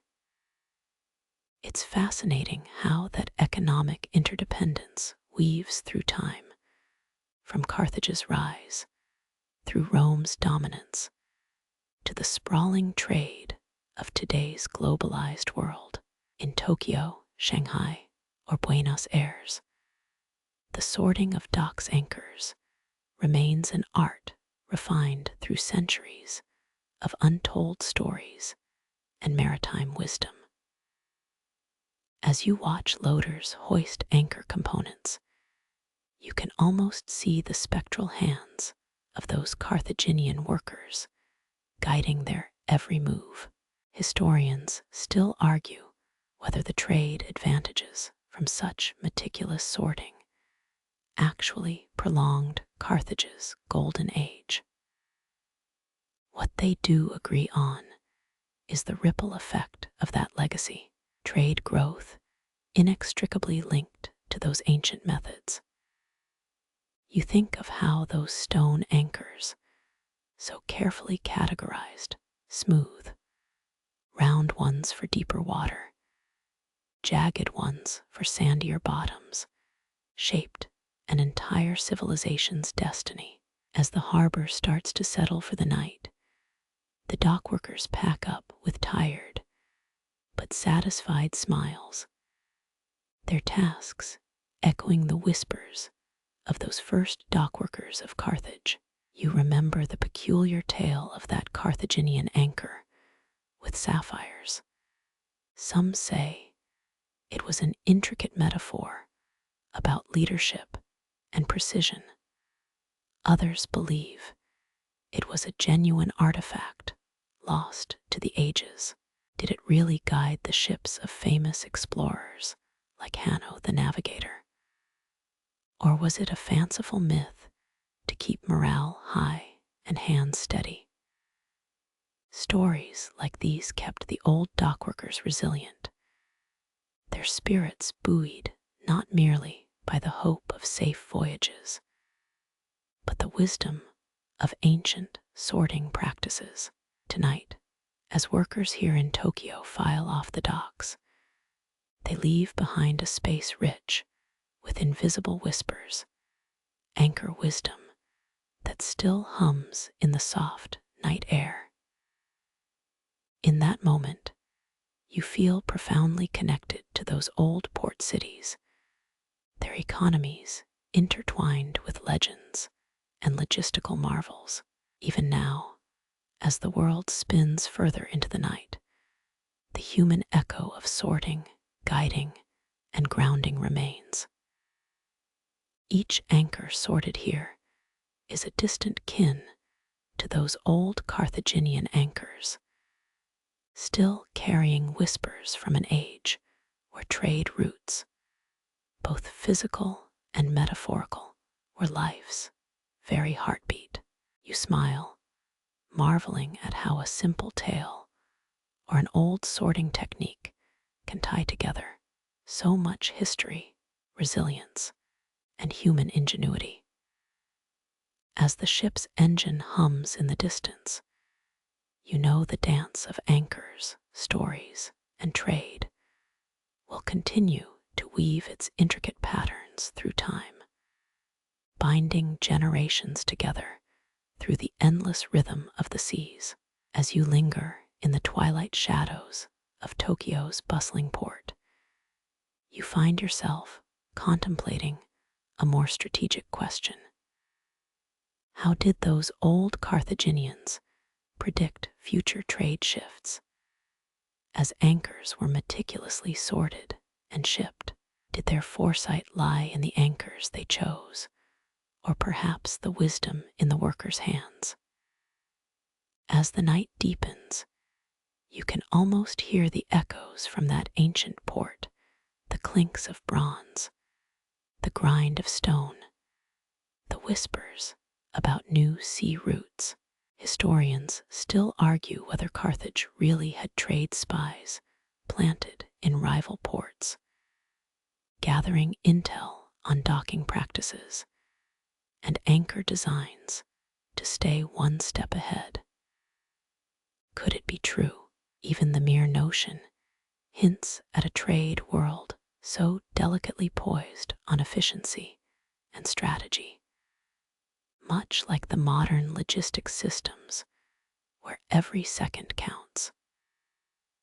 Remember the story about that anchor forged with Egyptian kings' golden emblem. Despite appearing to be a ceremonial oddity, it might have served as a secret weight marker, a way to gauge trade without revealing actual cargo value. Those ancient traders didn't just think in terms of goods and materials.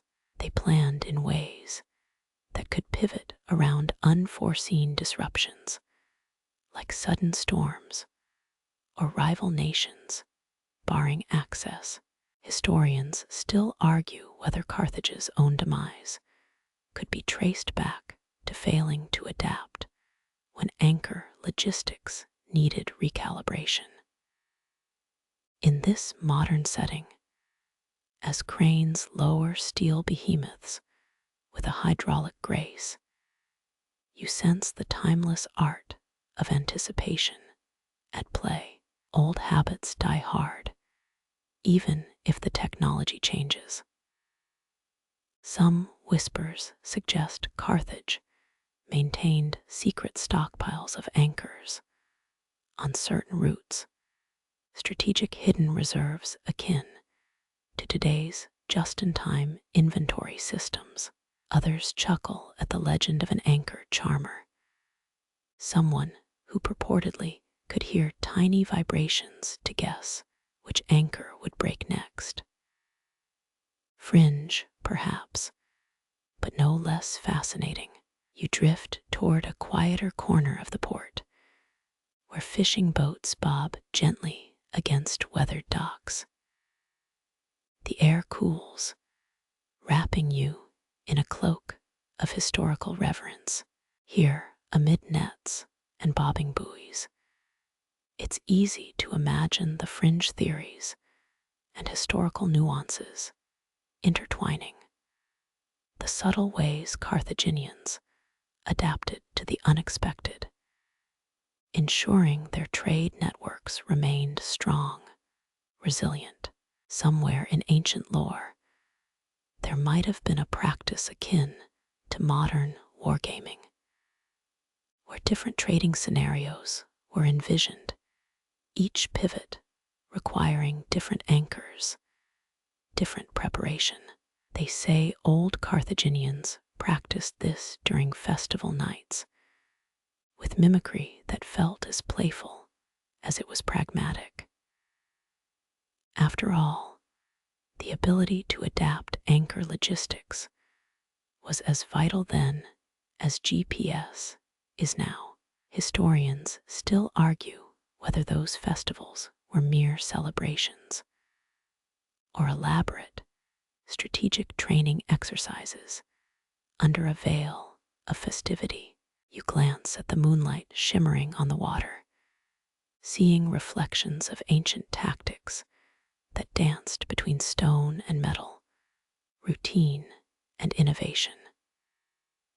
In the quiet hum of boats settling in, you find a strange comfort, a rhythm that ties past to present.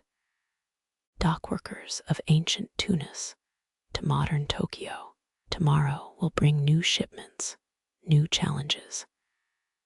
But for tonight, those spectral echoes suffice.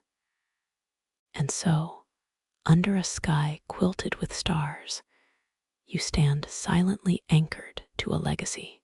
The dance of anchors and destiny continues, guided not just by ropes and steel, but by the whispered wisdom of those who worked the docks of Carthage, anticipating trade's relentless tide. As night deepens, you're drawn back to Carthaginian docks, ancient logic. How did they predict future trade shifts? Historians still debate whether Carthage had secret trade spies reporting from rival ports, perhaps hidden stockpiles of rare anchors marked with cryptic symbols sat along the coasts, anticipating disruptions. ceremonial anchors like that golden emblem. One, were they just for show? Maybe they concealed weight markers, a shrewd way to gauge trade value without revealing cargo weight. Carthaginians didn't just react to current trade, they envisioned future needs. Some say they held strategy games during festivals, playing out various trade scenarios. Historians debate if these were serious rehearsals or just merry distractions. Those ancient dockworkers, you realize, were a lot more than mere laborers. They were intuitive forecasters of trade's ebb and flow. Remember that tale about the anchor charmer? Some say they could predict breakage by listening to tiny anchor vibrations. Fringe, perhaps, but it hints at a world where every detail mattered. The Carthaginians anticipated change. Legend says Carthage had secret stockpiles, hidden reserves along certain routes, like modern inventory systems. Those who worked those ancient docks were masters of flexibility. Some even say a Carthaginian sailor could determine an anchor's worth in seconds just by touch, a skill honed through rigorous routine and keen intuition.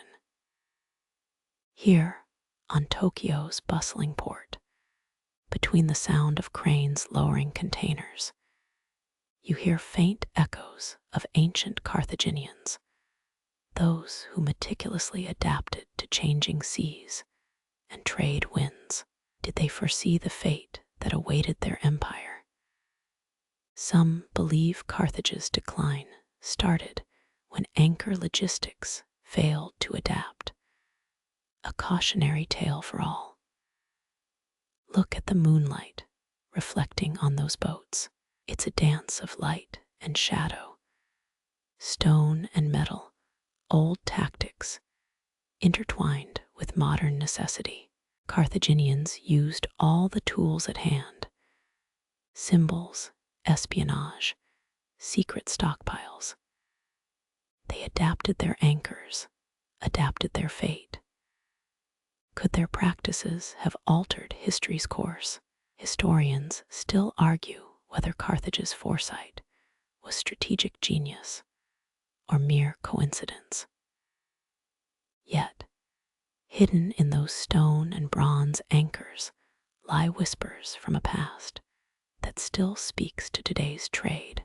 As you stand here, amidst the mingling scents of saltwater and distant markets, a realization dawns: the dance of anchors goes on. Anchor logistics endure, whether ancient Tunis or modern Tokyo.